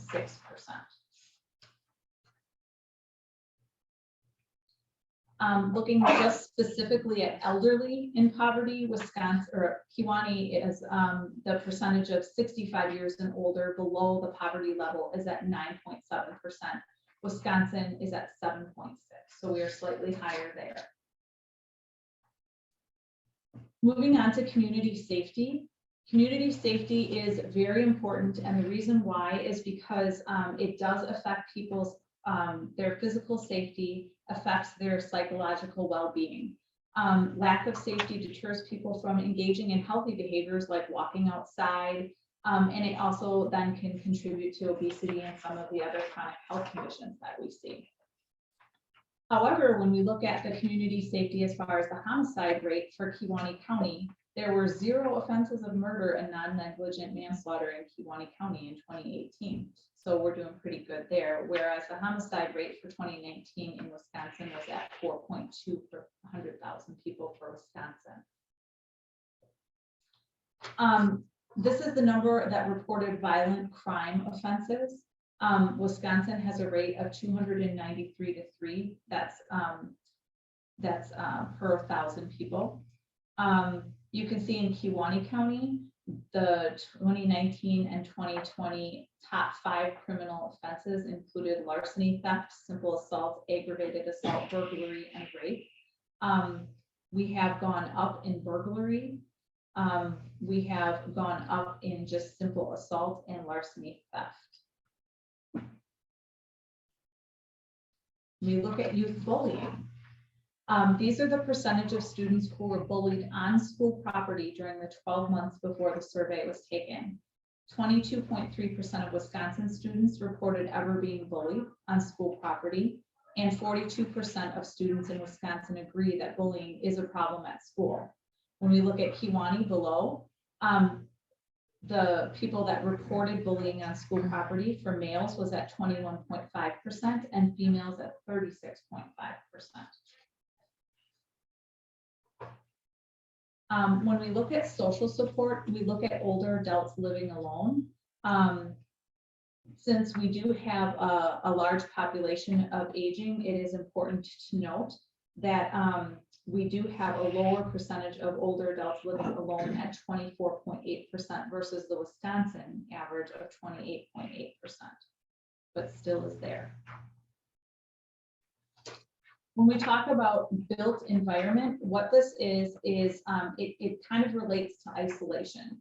So if a home or a neighborhood environment causes health problems, then, you know, people aren't in the best health and they might not go outside and walk and do things like that. So a built environment is defined as human-made resources and infrastructure. It's like buildings, roads, parks, restaurants, and grocery stores. And major disparities in health conditions can result from inequities in the quality of home and neighborhood environments, such as lead poisoning and asthma, things like that. When we look at lead poisoned children, specifically for Kewaunee County, this was statistics that were from, Cindy, I don't know what year, oh, it's 2018 this was from. So we had tested a total of 281 children, 0 to 5 in the county. And the measure for this is that we don't want anybody being above a 5, which is considered high. So we had 3 that tested above a 5, and that puts our percent at 1.1%.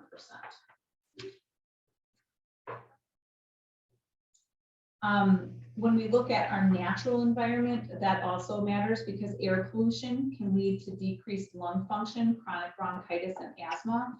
And also municipal water supplies are regularly tested and treated so that they pose less risk of health conditions. We want to make sure that our water supply is good to drink.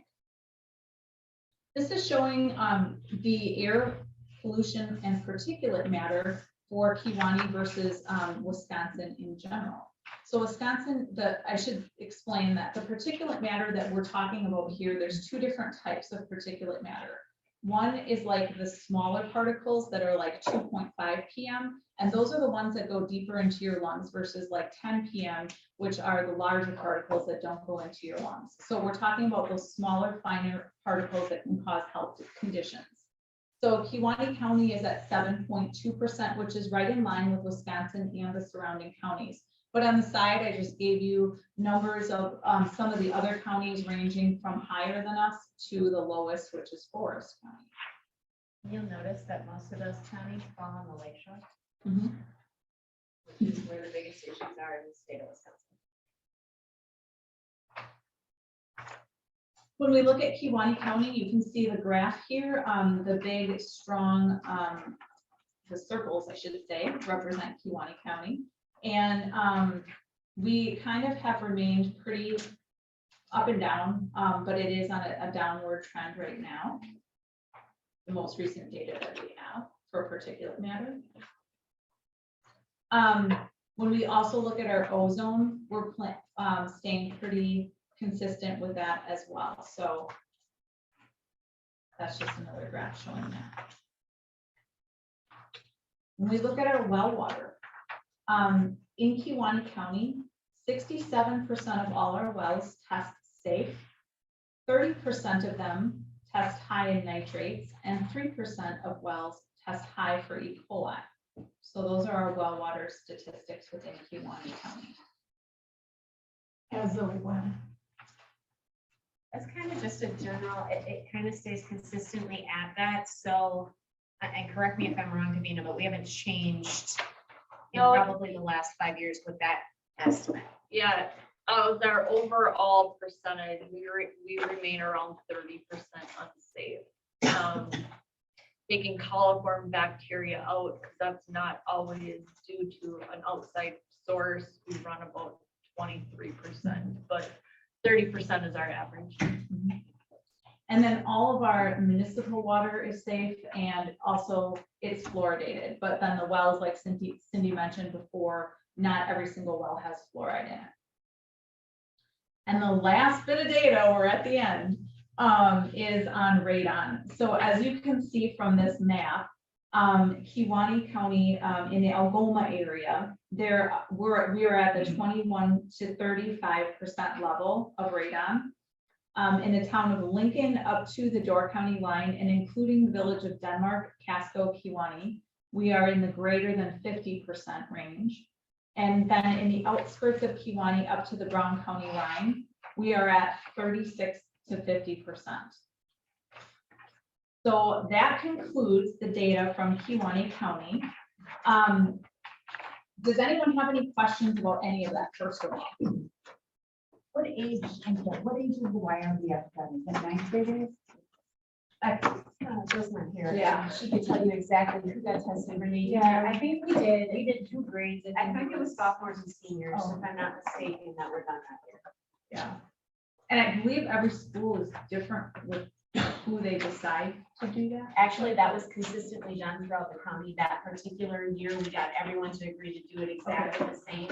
We were due again to do it 2020, and then with COVID, we're not able to do that. So we're hoping to get back in there in the next year or so and get that rolling. It's about 900 students. That would be really. Any other questions? Most of the statistics compare us to the state of Wisconsin. How does Wisconsin compare to the rest of the country? That might give a little bit more perspective on the status of our health here. Yeah, that's a great question. I think nationally, mental health is an issue. So I would say that we're probably pretty consistent with that. With drugs and alcohol, or alcohol specifically, Wisconsin is the leading offender in the nation. And with physical Overall. health, activity and nutrition, it's not great either. Yeah, we rank pretty high there. The cheese doesn't do us any Yep. justice, neither does the beer, so.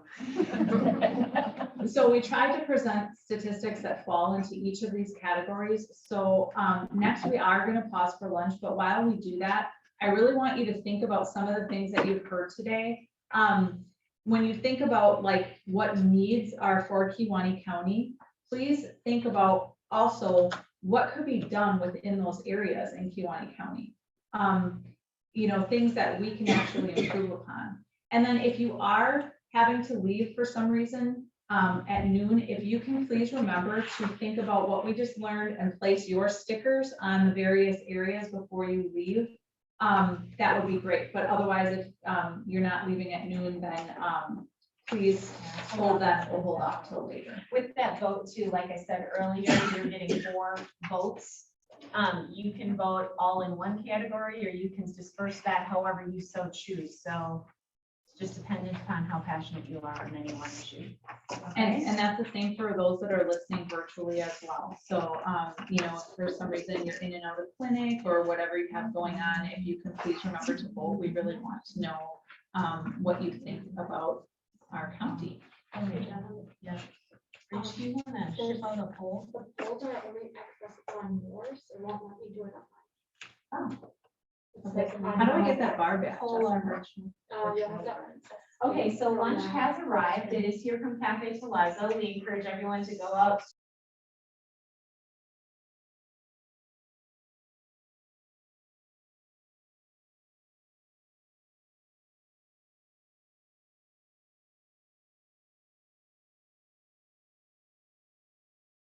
There, hopefully I'm hoping.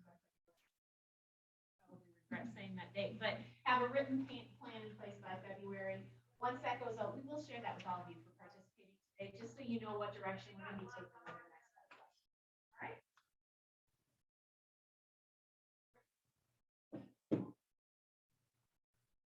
Okay, so they said they'd give me the easy part, so don't be too hard on me. Any questions that you guys have from anything that was given to you today? So we gave you like a lot of information, a lot of data, everything like that. So any questions that you have about anything that was presented? We have a lot of experts in the room. So we have, remember, we have Sue here, who's the head of our mental health. We have Jason here, who's the head of our sheriff's department. We have Dave here, who is the head of our park and promotion. So we have really educated people on a lot of the topics that we were presenting. So please. Oh, and Davina, she's hiding. And Davina, you missed that. You missed that earlier. She snuck in a little late. She is our land and water conservationist for the county. So if you have environmental issues, certainly she can help answer those questions. And Scott is not virtually. Oh, and Scott, our administrator, is not. No, Scott. Guardsky. Guardsky, I'm sorry, AODA is on virtually. So I just have a question about, if there's been any stratification of any of the data based on race and ethnicity when it comes to the health outcomes to help us identify if there's any particular health disparities in Kewanee County? I don't think when Jared looked through the data, he found that, because like, you know, the county health rankings and things that he used doesn't break that up in any way. For Okay. county. It just might be something we would want to look at when the priorities are chosen. Maybe being able to dig a little bit deeper to identify whether or not any health disparities. We know that we don't have a whole lot of diversity in our county, but still, I would anticipate, you know, related to some of the social determinants that folks in minority populations are probably impacted more. Yeah, I know statistically our Hispanic population is sure they seek out medical help less than others. And when they do seek it out, it tends to be like an urgent care or an ER, which is at a higher cost than, you know, people with insurance and that kind of thing. So, I mean, I know that that's statistically is out there right now. Any other questions? I can put something up. We didn't talk that much about it, environmental or occupational. No. This maybe a little bit, but I know our farmers are, you know, spraying more than they ever did in the past. I don't know how that all affects our health, but it's a regular occurrence. Where I live in the country, that one farmer will be spraying something, and I'll even like call friends, what are they spraying for this time of year? That doesn't make sense to me. But they spray pesticides, herbicides. So much of our crops are controlled so much chemically now. You can't really buy sweet corn anymore that isn't Roundup ready, so they're spraying it with cancer-causing substances. And you know, one of the things I noticed, like at my house, so I pick night crawlers at night sometimes when we're fishing and stuff, and the family. If there's a cornfield around, there are no night crawlers anywhere near that cornfield, and none of that. And you know, the ground is very rich and stuff, so it should be just full. You should come to the parking lot here. And there's your answer. So it's just a lot of things I'm throwing out there, but you know, that concerns me, all of the stuff that we spray on the fields constantly, and some of that becomes airborne, especially when, you know, it's windy out here outside. Yeah, in our office, and we don't have any control over herbicides, pesticides, or anything like that. That is all regulated under DADCAP. They're supposed to be, and they do put it into their nutrient management plan, but those nutrients don't really have to be accounted for because they're not nutrients. They're, you know, either killing bugs that they don't want on their corn plants or adding, you know, something because there's a root rot or something like that. But yeah, none of that is regulated through us. It's actually regulated through the Department of Agriculture, DADCAP, down in Madison.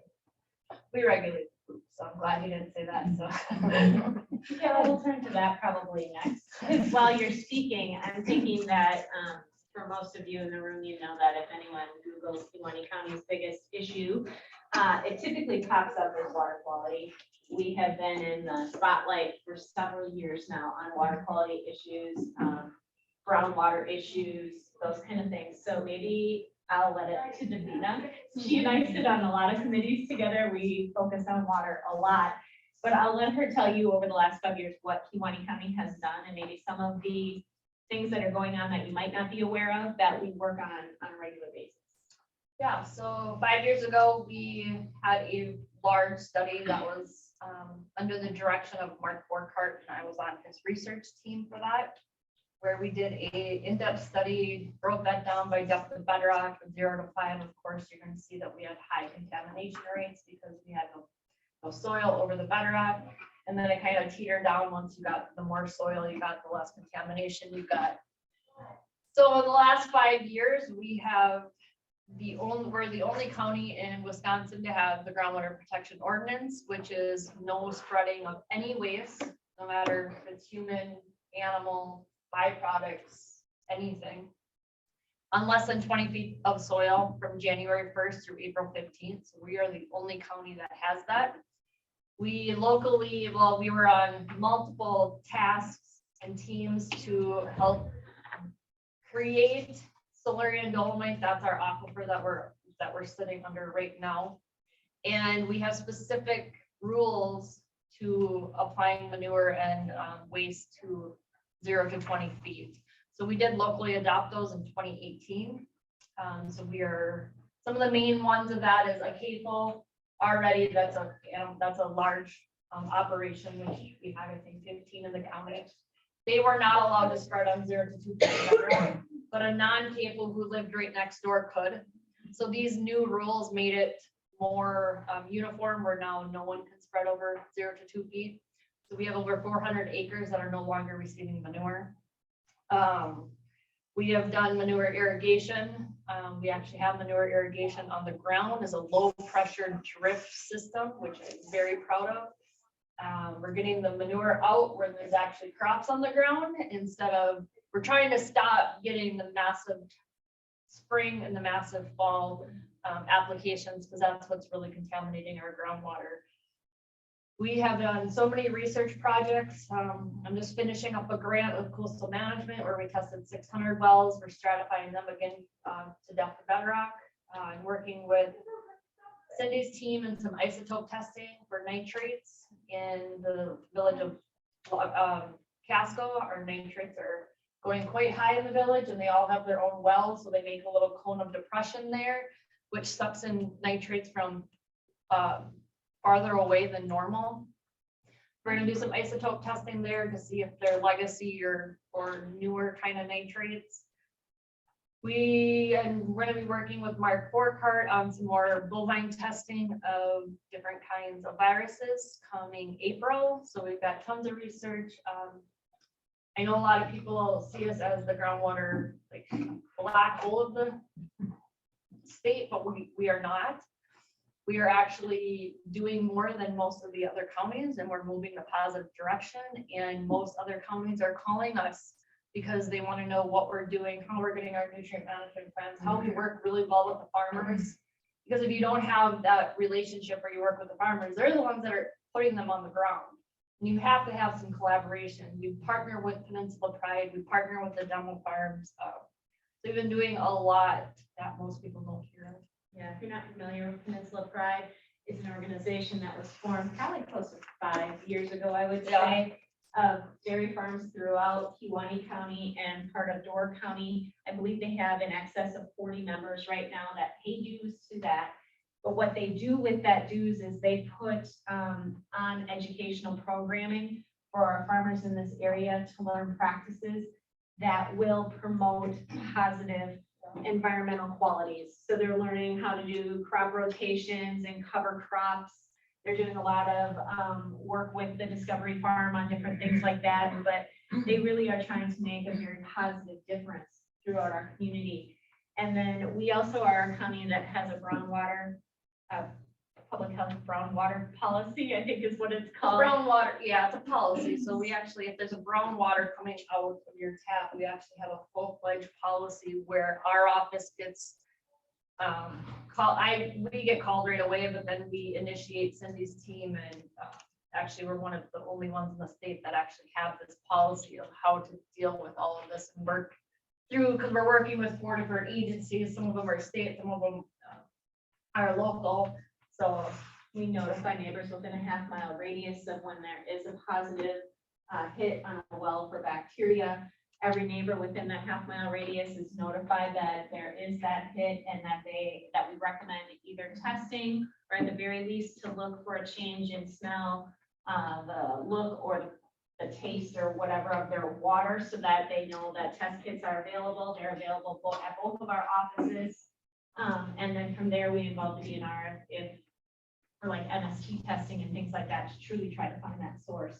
So there's a lot going on there. With that particular policy, we also partner with Peninsula Pride. And if people do have a bacteriological hit on their well, Peninsula Pride will put water within their home, like a water cooler, for up to 3 months while they are doing testing to figure out the problem and rectify that issue. So there's a lot going on with water. I have a question, just to go back to the spraying issue with herbicides and pesticides. I understand it's state regulated, but who is in charge of compliance and enforcement? Yeah. We have no ability, we have no regulation authority under that at all. So Complaints have to go to Madison. if there's a see something, say something issue, would you report it to Madison? We would have the person called down to Madison.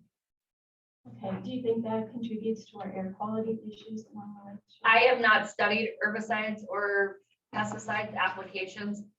It probably does. Can I say within 100%? I can't say because I don't, that's not my expertise. Because it's not regulated by our offices or by our counties. I can't imagine the methane from the group is helping the air quality.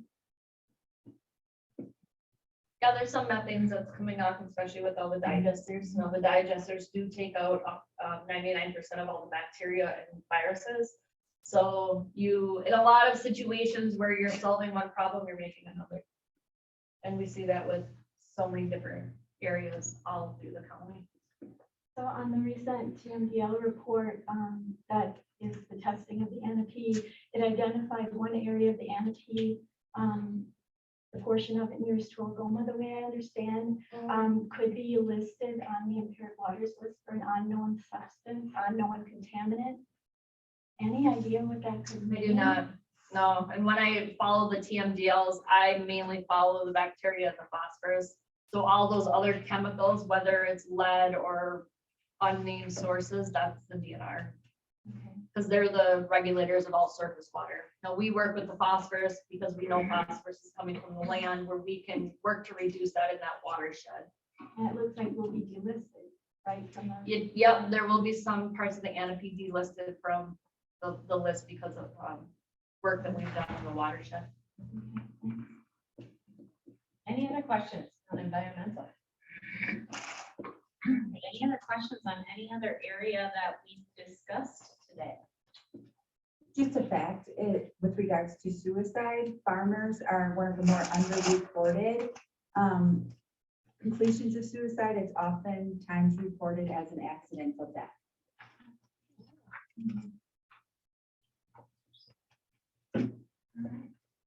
Anybody else?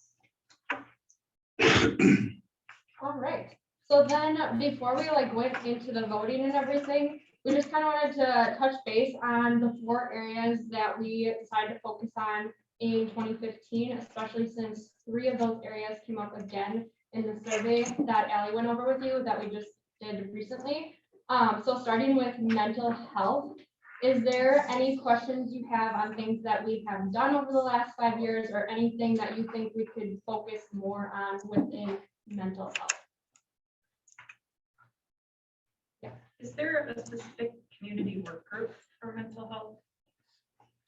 There was, and it fell apart. So to my knowledge too, we don't have one currently. We kind of got thrown into the whole COVID situation, which made mental health be Right. skyrocketing. It was actually, we were kind of say teaming with Live Well in Algoma. Yes. And I don't believe that that's up and functioning there right now either, is it? Not that anyone is aware of.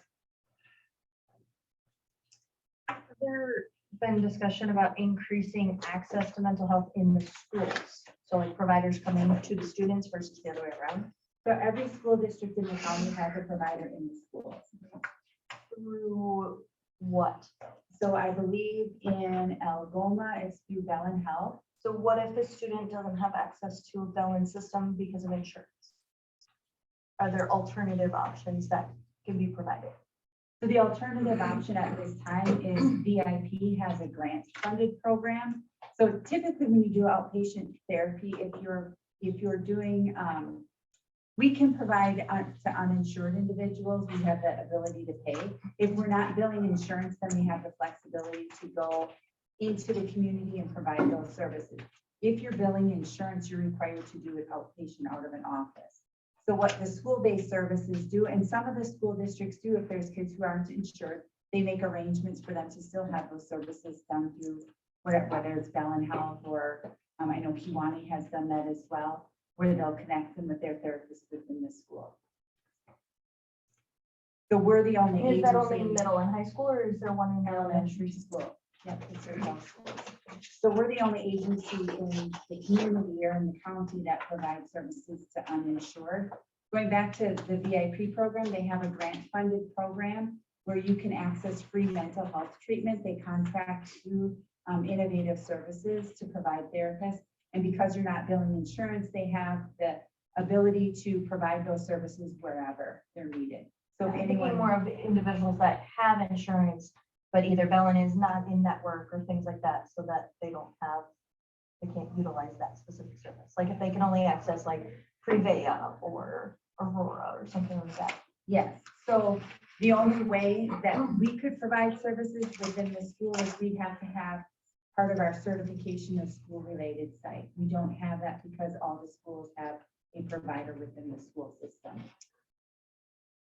So yeah, if they have a Prevea 360, Bellin Health won't take the Prevea 360 for their insurance. So then that student would not be able to access the on-site Correct. services. So that's why I guess is they're looking at an alternative for those students. Because I'm just thinking like, You were saying the VIP program. Yeah. Would be the but only not alternative, on-site. right? They could do it on They site. Yes, could? they could go to the school, they could go to their home, they can go wherever in the community because you're not billing And that insurance. is, okay, so even if they have insurance, they can still access it. Yes, yes. Part of that falls on the schools, if I'm not mistaken, because they contract with those individual health systems. And that contract resurfaces every so many years. So, I mean, it could get turned to Prevea or it could go to Yes. Aurora, depending on where their bid is at and what the school is. And it, I just know schools is one of the biggest Yeah. mental health yeah. or teenagers, so. And some insurance companies, and it's sad, and Martha could probably speak to them. We have employers within this county that their health insurance won't allow any of us to be in network as providers. Right. So that means that they have no options within the county to be able to go. So, as far as to receive services. So even a Bellin that is in the county may not have. Right, and that's why I was curious if there was an alternative, Yes, because, I mean, that would be the. there's a lot of only parents that don't have time off of work to be Yes. traveling to take their So kids. the two places. alternatives would be through Innovative or, well, that would be the only alternative, because if they're insured, then we can't do ability to pay, because they're insured. And some counties have like a consortium that partners with all of the health systems to really look at fair distribution amongst all of the schools in the county. And I know Door County is doing that. And it is challenging because some of those bigger systems, like the Conveyors, or Bellins, or Aurora, they have pretty strict guidelines of if you have an outstanding bill, or or if you miss 2 or 3 sessions, you're kind of disbarred if you have Medicaid, so they have a little bit stricter rules, and for some of our population that we serve, that doesn't work well. Right, which is why mental health is hard to access. Yeah, Because usually you're missing your appointment because of your mental health. the other thing, the statistics where our county is, severely underfunded or underrepresented with mental health professionals. And just from a personal experience that I've seen, like we've had some victims that were through really traumatic stuff. And boy, they need to get in. And you hear back from the victim that like, well, I called and I got an appointment 9 months out. Yeah. And, we've had a couple times where I know you have stepped up and did something for us. The same thing happens with officers that go through really traumatic events. We like to get them somebody to talk to right away. It doesn't help 9 months later. You got to do it now. And the sad thing is that's not just with Medicaid. I know people with really good private health and commercial health insurance and they're waiting 8, 9 months to get in or to see a psychiatrist. So when people have to wait here a couple months to see a psychiatrist, that's pretty darn good. If you can get in within 3 months, because I guarantee you're probably not going to get in anywhere else. And we get the referrals from the Bellins and they all have internal psychiatric services, but we can probably get them in sooner. The other thing is there's a real shortage of mental health Oh, providers. absolutely. You know, we recently hired here 2 of them, but our child psychiatrist is actually in Florida and does telehealth for us because we couldn't get someone who was local here. So, you know, and our adult psychiatrist comes from Menominee Falls, I believe. So he's driving, you know, 2.5 hours to see patients up here as well. I know, like the Privé in Luxembourg, their provider has changed over several times and was only available on certain days and set hours. So it's like, yeah, we have that number of providers, but they're available this much, which is taking the 9 months to get in. Yeah. But there is a nationwide shortage of psychiatrists, and then child adolescent psychiatrists is even worse than adults. So, yeah, unfortunate. And for me, that's like try credentialing our staff in that, and they're really tough. They want to stay, you would stay within your Convea network. Right. Sarah entered the waiting room, or Sarah is. Any other questions? I just want a question for Rachel for nutrition. I was just wondering, do you get referrals from the private healthcare providers to maybe assist patients who are having issues with nutrition and healthy eating? Occasionally, but probably not as much as what could be preferred. Majority of the ones that she ends up seeing are actually referred through our behavioral health services here within the building. Yeah. Other questions? Is there any assistance available for vision care? I didn't see that addressed. And it can be a huge expense that's not covered by insurance. Yeah, no, we're really limited on vision care. You know, for our kiddos in the school districts, we do get some vouchers and things. Our Alliance departments will help pick up the cost of vision services for the little ones. But as far as adults, not that I know of. Any other questions? I think though that Medicaid covers a bit, an exam. Yeah. All right. So, along the lines of your question, nutrition referrals. I'm assuming that's elderly. Right now, it could be anybody. In the health department, we have the capacity to see anybody for general, like you want to lower your cholesterol, here's what you can do. You want to lower your blood pressure, here's what you can do. If you want to lose weight, you know, we could see any of those general things. We don't do medical nutrition therapy here. So for example, if you were recently diagnosed with like kidney disease or something, I would not teach you how to do a renal diet. So that would be like medical nutrition therapy. So any like basic nutrition service we can offer. But most of our referrals that we do get are from behavioral health here in the county. And it's anything, you know, from just patients that want to eat a little bit healthier and lose weight, you know. Yeah, but those patients through behavioral health range from age 5, maybe are some of the youngest ones are 6, through up through adulthood. Yeah. So, So it could be we can any see age. the full gamut, and our WIC department serves kids birth to 4 and then pregnant women. So we do cover that whole age group. Other questions?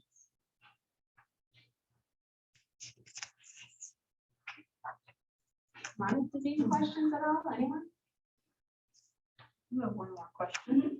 Might be jumping ahead, and forgive me if I am, but on these other identified needs, the shopping list here, is there any idea, plan, or thought to helping with these? We haven't set any plan in place yet. So that survey was just done this fall. And so that was just kind of the whole gamut of what people were wondering about. So we can take a look at that. But if they're not one of the main focuses that popped up, it's probably not gonna be written in our 5-year plan. Are they passed on in any way then? Because this one is safe pedestrian and sidewalk access. Is that one going to be handed off maybe to the city councils? You know, we can share that with them. There's grant funding that's available through the state in regards to some of those things.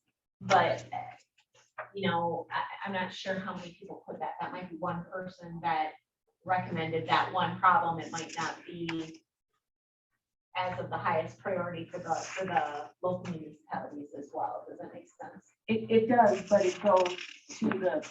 Yep. I So, I mean, if someone cause and feels effect. strongly for that and is listening today, and everyone that did that survey is invited to participate today, so then they can vote for that. Yep. Any other questions? Anything specifically with alcohol and drug use that you think we've been doing well? Anything that we can focus on within that area? Do better? My only question is, what is considered to be underlying causes of alcohol and drug abuse? So, I think it depends on who you ask. well, to be honest I'm with throwing you. it out there so that other people can throw it in. In the profession, if you're a mental health clinician like myself, Yeah. I will fight you tooth and nail that more likely than not, it's the underlying root cause is untreated mental health. However, you have in the AODA world, you may have some people who will fight you tooth and nail saying the opposite, that it's just, they have a problem with it. Alcohol and drugs. It's a disease. So, yeah, well, it is, it's no different than if you have diabetes, you know, when I look at treatment for it, or just when you have diabetes, you don't go to get treatment or take insulin for 3 months and then you're magically cured. That's no different than alcohol or addiction. You don't just get treatment for 3 months and you're cured. It's a lifelong And alcohol battle. does have a genetic Absolutely. component to it as well. But I'm on team, it's very much, there's very high data indicating that there's co-occurring with mental health and substance use together. I would say root cause is mental health. I think I'm interested to know if anyone has other options that they would like to see put forth to try to control alcoholism or drug abuse in the county. Because I mean, when we listened to the slides this morning, I mean, there's a lot that's been done or efforts that have been made, and clearly our numbers went positively in the wrong direction, right? I mean, we went up instead of down. So, you know, is there any other thought behind what could be done, or that programs that you've heard that have been more successful? Do they still do like the DARE program and stuff like that in schools? They don't do dairy anymore. They have a program that they are doing that helps build resiliency all around. It's not centered around drugs and alcohol. So much of drug and alcohol abuse around here really is just in our culture. Right? You said Wisconsin's worst. We're number one Kewaunee in the County, we're nation. right in Yes. there too. I mean, think about what we do. You can't have a church picnic without alcohol. And God forbid if we try to take that away. That's part of our culture. And getting to change culture is not that easy. It's very difficult. Right? So if you're predisposed to addiction and you're in this culture where it's everywhere, it's easy to fall into becoming a problem.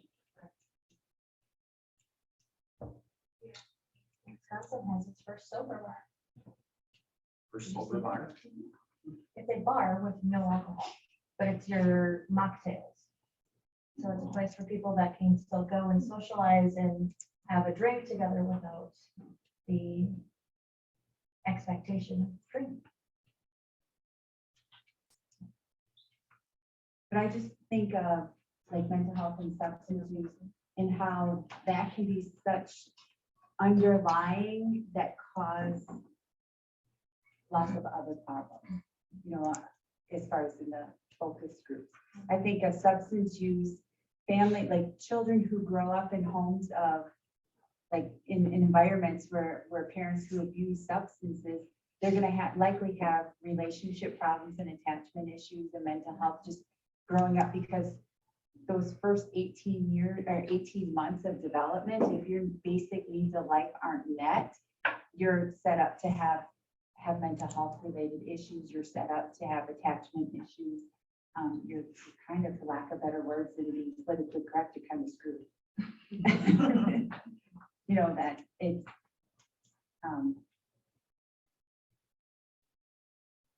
Say that again, Sue. so though, like, your first 5 years of your development are the most critical. Those first 0 to 18 months of human development, that's when you're learning trust versus mistrust, you know, of people that look at the basic developmental stages.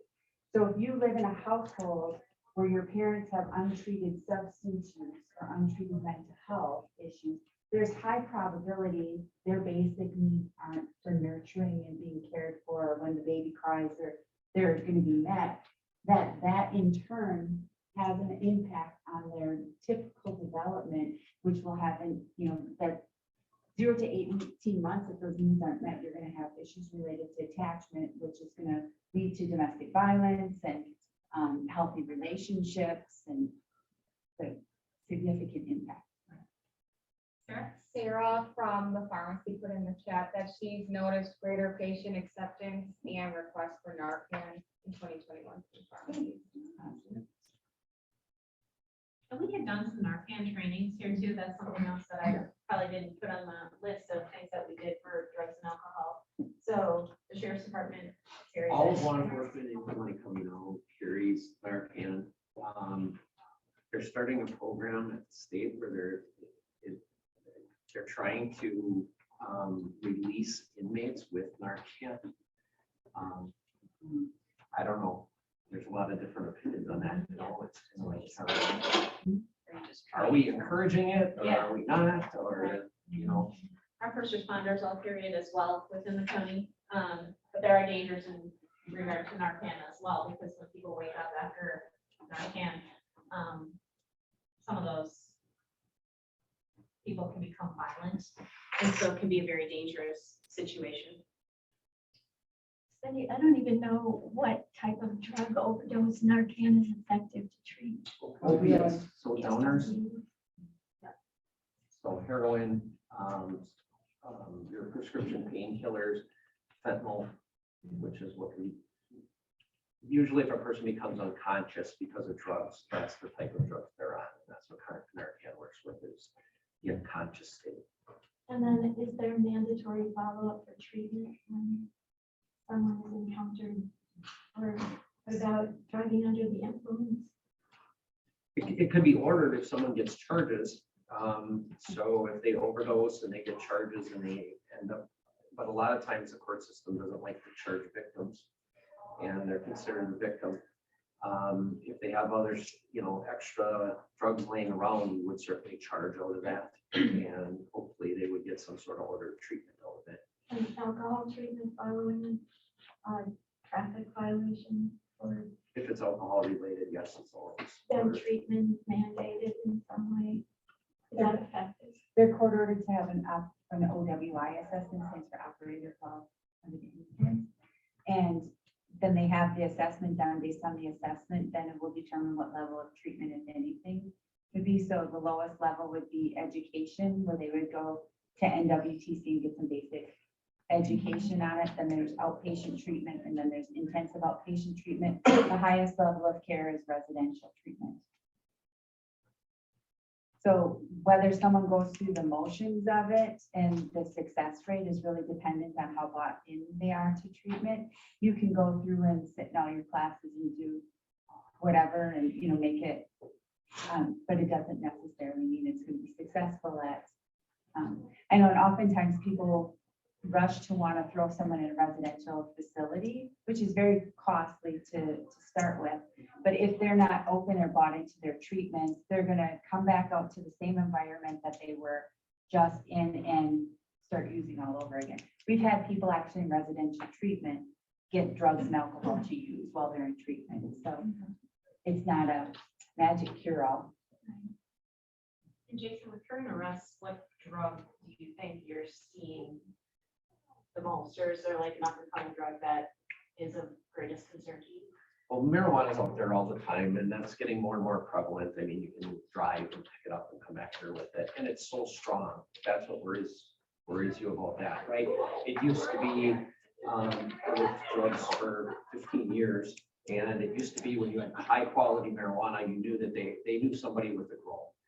Now, and I don't know what the percentage is at, but that was probably like 40% THC. Now, they get stuff shipped in from Colorado that's 98, 99%, you know, it looks like wax, and they're smoking that. That's a whole different drug than the 20% that we used to have. That causes hallucinations and much higher level of intoxication than what we used to deal with. So that's marijuana. The other drugs that we deal with the most are probably methamphetamine. It's extremely addictive. The people that are on it have a heck of a drive to reuse it. And we have a significant problem out there with meth use. That's an upper, so it gets people amped up basically. And then the other thing that we deal with enough is when they, I don't know if it's when they can't get that, or some people, their drug of choice are downers like heroin and fentanyl. This year, our overdose deaths are through the roof again. For such a small county, we have 4 overdose deaths, 4 likely overdose deaths, I'll call them now. Those are likely all going to come back on heroin or fentanyl or a combination of the two of them. I think there's less heroin and fentanyl use than what there is methamphetamine, like significantly less.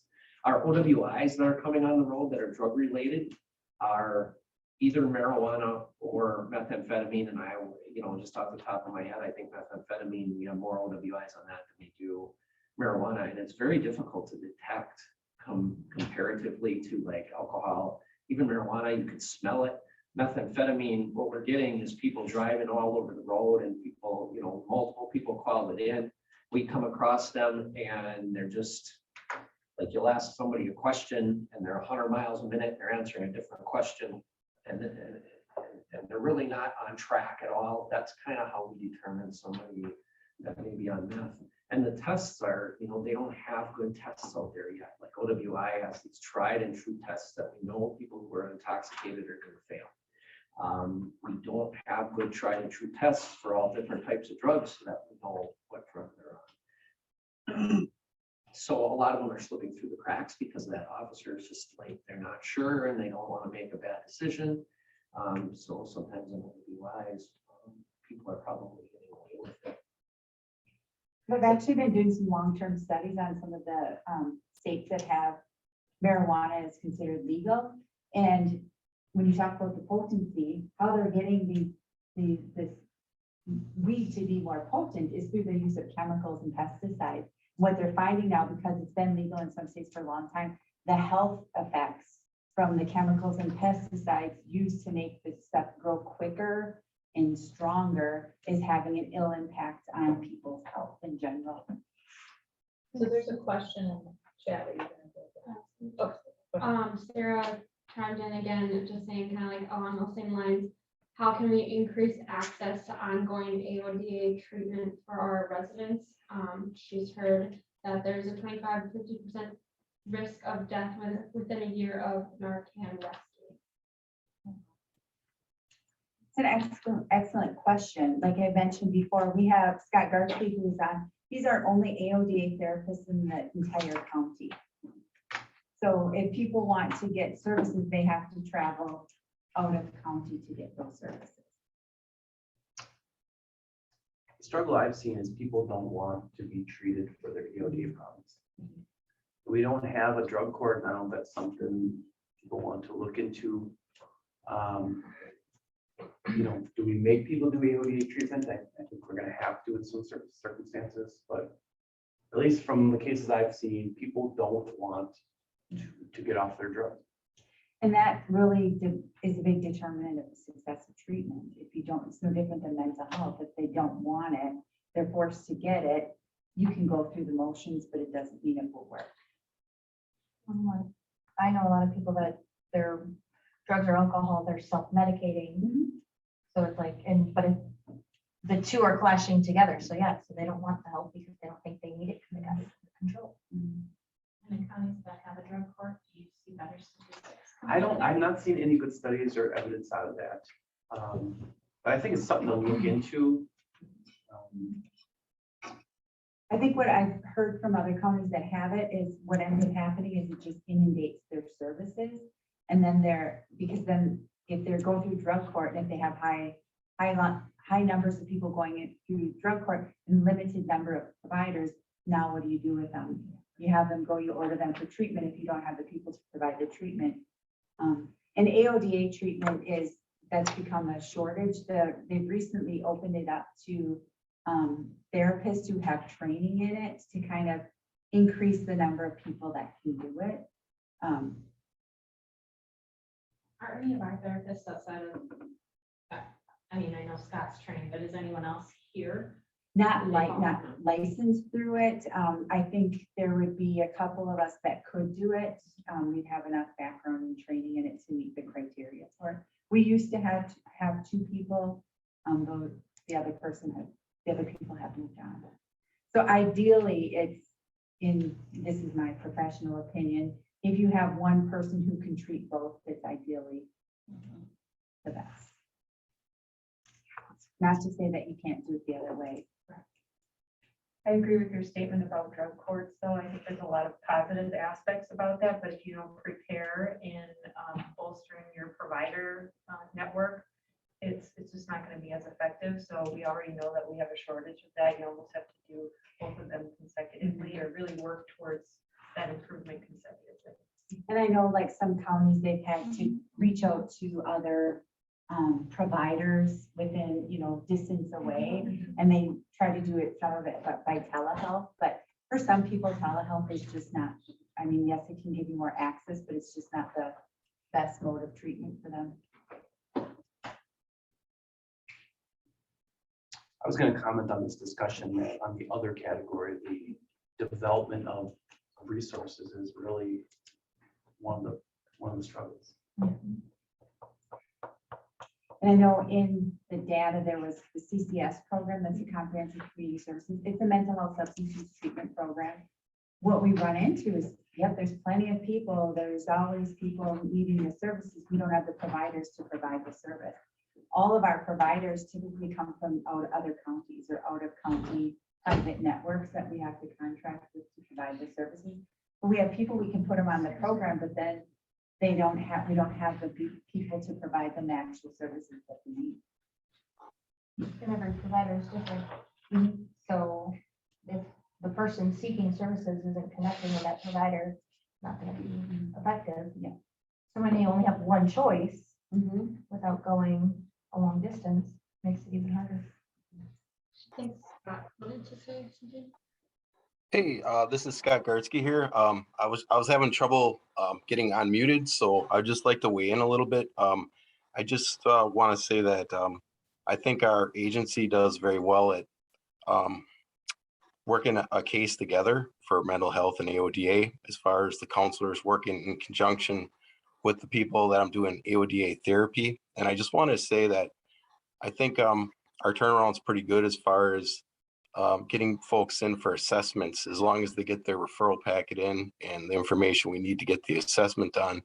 It's around two weeks or 2.5 weeks, 3 at the most at this time to get people in.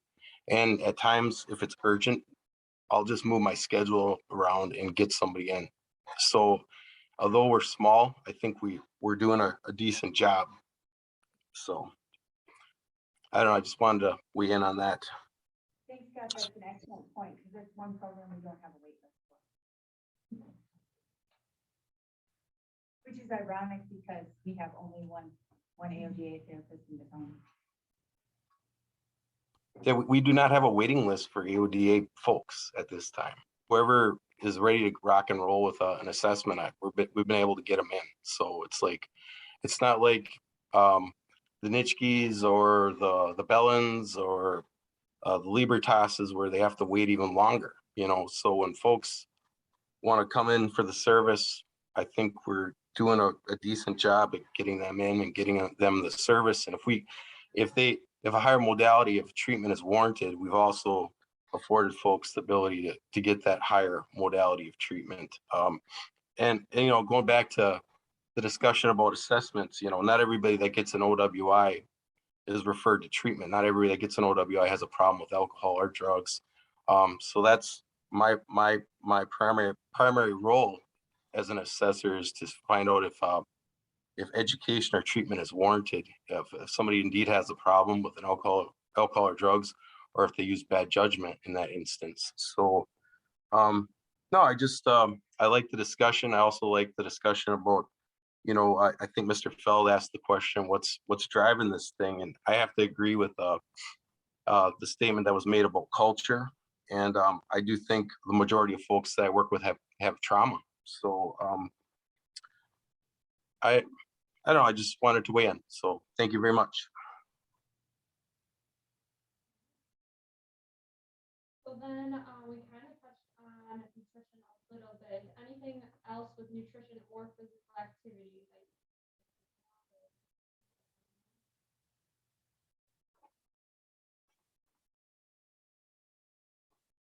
And then the last one is chronic disease. We kind of touched on that a little bit too, but anything else?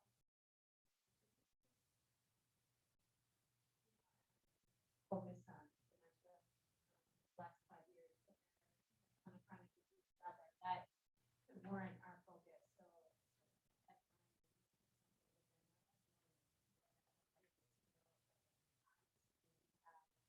Obesity.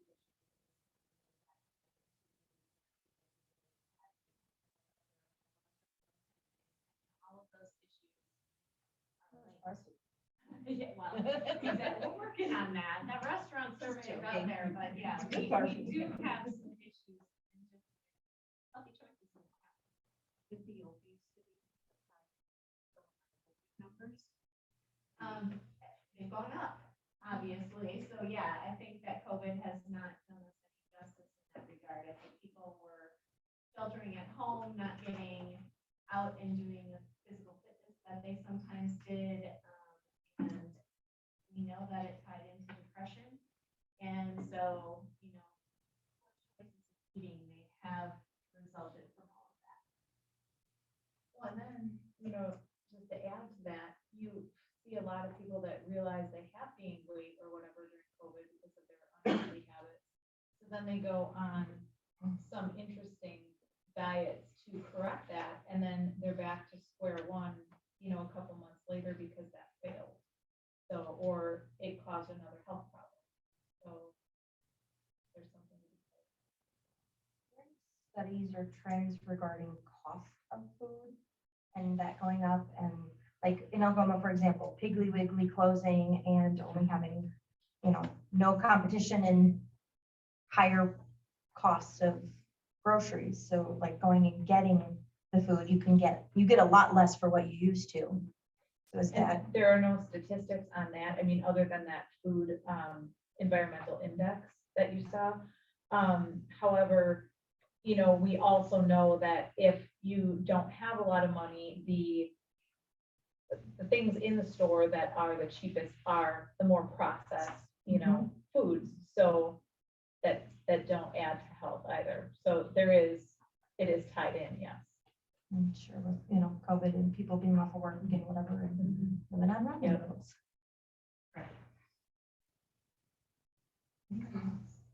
I guess I would have one, I don't know if this is a thought, it's not a big issue for everybody probably, but grandchildren who have health issues because they're allergic to everything. So I would love to see a restaurant in Kewanee County that would be, I could just take them to. Yeah. They pretty much have to stay home all the time and eat the parents have to do everything from scratch. The grocery bills have gone up. Even just like I've learned so much, like GMO, what was that? I don't know. But now I'm starting to find out that, like all the foods that are in boxes, they can't have any of those because they're all genetically modified. Everyone has cornstarch in it.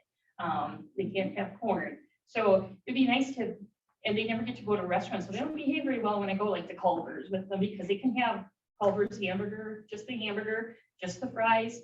But it would be nice to have somewhere right in town where I could take them to, and that the restaurants would have something, maybe 1 or 2 restaurants.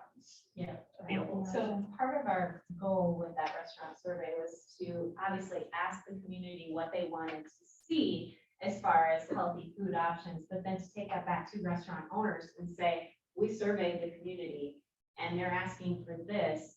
And at the very least, would you put out, say, a table tent that says, ask us for healthy options? So if you don't want the fries, you can get apple slices, or you could get raw vegetables, or you could get something different that would be a healthier choice.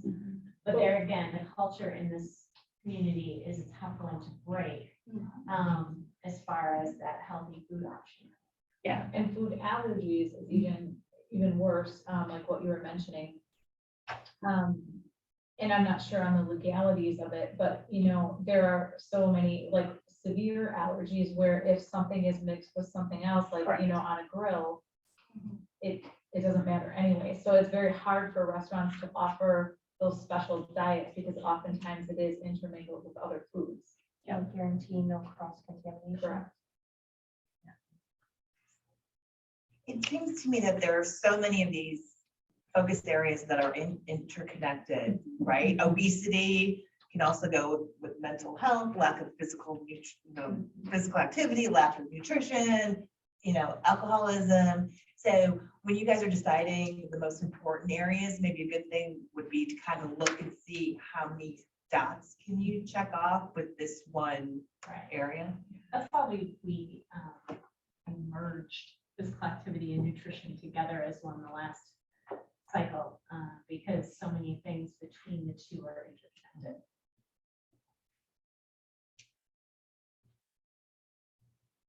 Anybody else have any kind of questions or comments?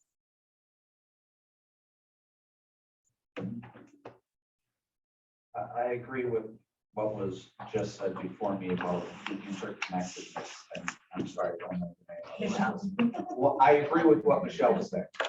So that's great, because then if you focus on that, does it then have those cascading effects? But then the other thing that with some of these, what we're really going with is 2 different things. One is access and the other is culture, i.e. mindset, as we were talking about alcohol, as we're talking about fast food and choices and stuff like that. And so I understand that part as well. The part that I always try to look at is I try to go after something that I know that I can achieve or win. And so, if we're going to do it and in our conversation, Cindy, right now I'm talking out both sides of my mouth. In that, if we're talking about nutrition and weight gain and the like, that's an important part. But changing that mindset is really difficult. So the question that I kind of throw out to the group, especially to the public health professionals, is there something here on the wall, while it doesn't necessarily affect a large group of people, is it something that we can really have a significant effect? And when I say significant effect, one that is longer term, as opposed to, okay, we put 5 years into this, and now if we don't continue to do that same level of intensity, then it's going to just go back to its normal. And so I kind of ask that question, because I look here and I look at tobacco use. Maybe tobacco use is a heck of a lot easier to do than what it would be for nutrition and weight gain. And I'm not saying that's what we should do. I'm just going with, we're here because we want to improve the health of our community. But we want it to be, as much as possible, a long-term, if not a permanent change, than a 5-year change. So again, I ask you, is there something on this wall that allows for that? And if it's a smaller version of something that's on this wall, I'm fine with that too. Yeah, I don't think there's a quick fix on any one of these focus areas. And I think that part of the point of bringing everyone together with a community health assessment is that it's not just going to be something led by the health department, that we're going to rope in members of the community to help, figure out what the needs are and figure out the right direction. And for instance, I'll pick on mental health. So if we choose a mental health focus, we're gonna sit down with behavioral health here and say, what can we do? Who should be at the table? What is something that is gonna have the biggest impact that we think we can achieve? And we're gonna continue with that on any problem that is, identified as a top priority.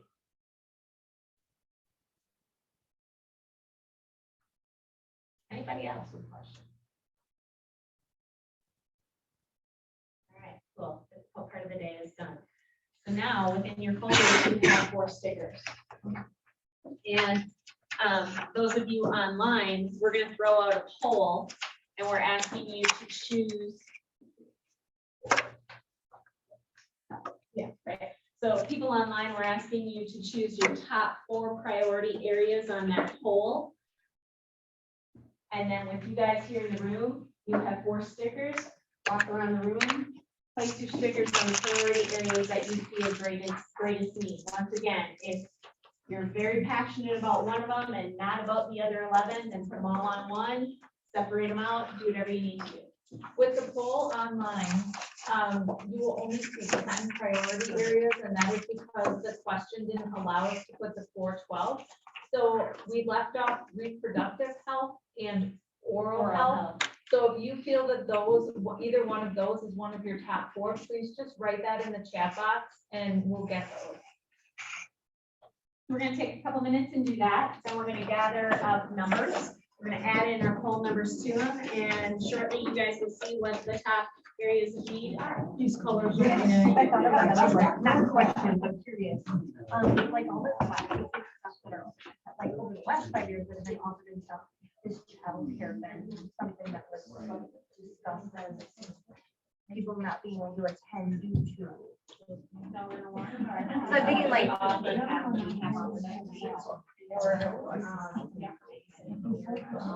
I'm thinking like the wellness centers.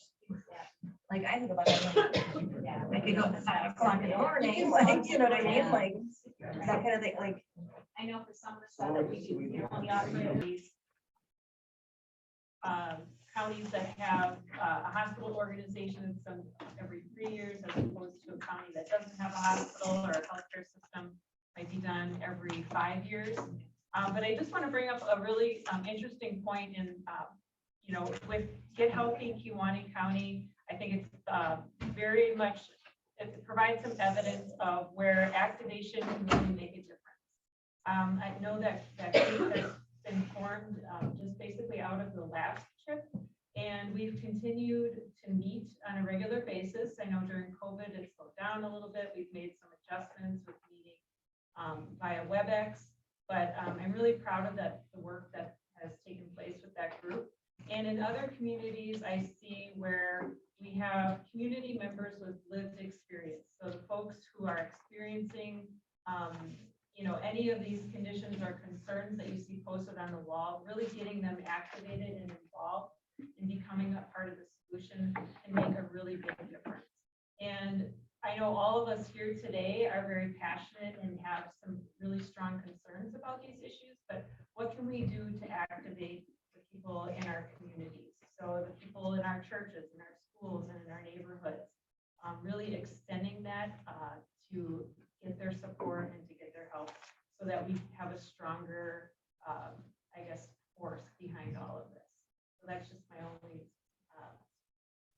plea for all of you here today. And I think that was something that was a little disheartening in the information where you were providing the dementia education to these facilities who didn't want to cooperate. And, that affects the community. If that's the mindset of these facilities, where you think the mindset of your staff are going to be as well, who live in the community. And oftentimes it's the same people volunteering. And that can lead to compassion fatigue, it can lead to burnout. So thinking about how we can reach out to other people to just really get them involved and activated. The more people we can get at the table, the better community response we're going to get. So.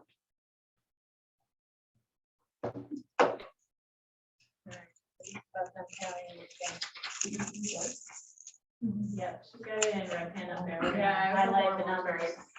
numbers. Mental health is 27. And then how Yes, many I'm are on. in One person. there? Just one person voted, so. Okay, so let me just come on over here. So mental health overall, we have 27 total. Plus one. 20. Okay. What else you got up there? Alcohol and drug was 20, you had one, right? 23.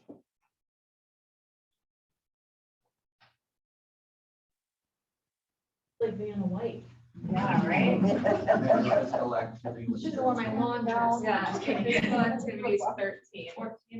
14.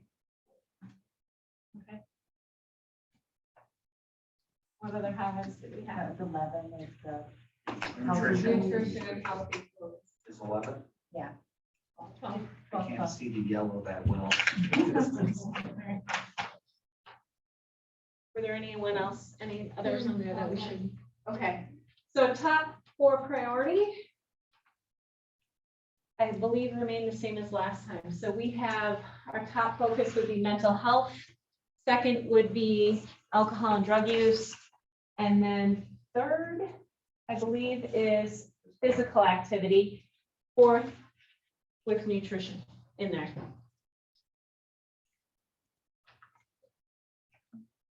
So with that said, what we'll now do, next steps, would be to reassess all of those performance measures that we went over last time. And obviously, some of them we met, some of them we didn't. We're gonna look at them again, rewrite those performance measures to see what we can have the biggest impact in the community within each of those focus areas. And we'll sit down with professionals from around the county on each of those. It won't just be the health department that chooses. We're gonna work it out in some work groups throughout the community. We certainly ask each and every one of you, if you are passionate about one of those focus areas, to reach out to us and let us know, because we're gonna have some work groups going on, and we would love to have you at the table to join us on any one of those topics. NPAW already has a functioning work group, so that's our nutrition and physical activity work group. We would be happy to accept any new members, but that one meets once a month. And NPAW is also Get Healthy Kewanee County. Yeah, that's Just our so you know, overall that's how initiative. we kind of, what we kind of go by. Correct. But as far as mental health, like I said, we're gonna reach out to behavioral health and see who we can get to the table that can help us in some of those problem areas there. And we'll do the same with alcohol and drugs. All right.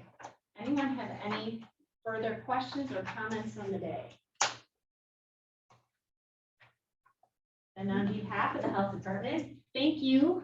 We appreciate it.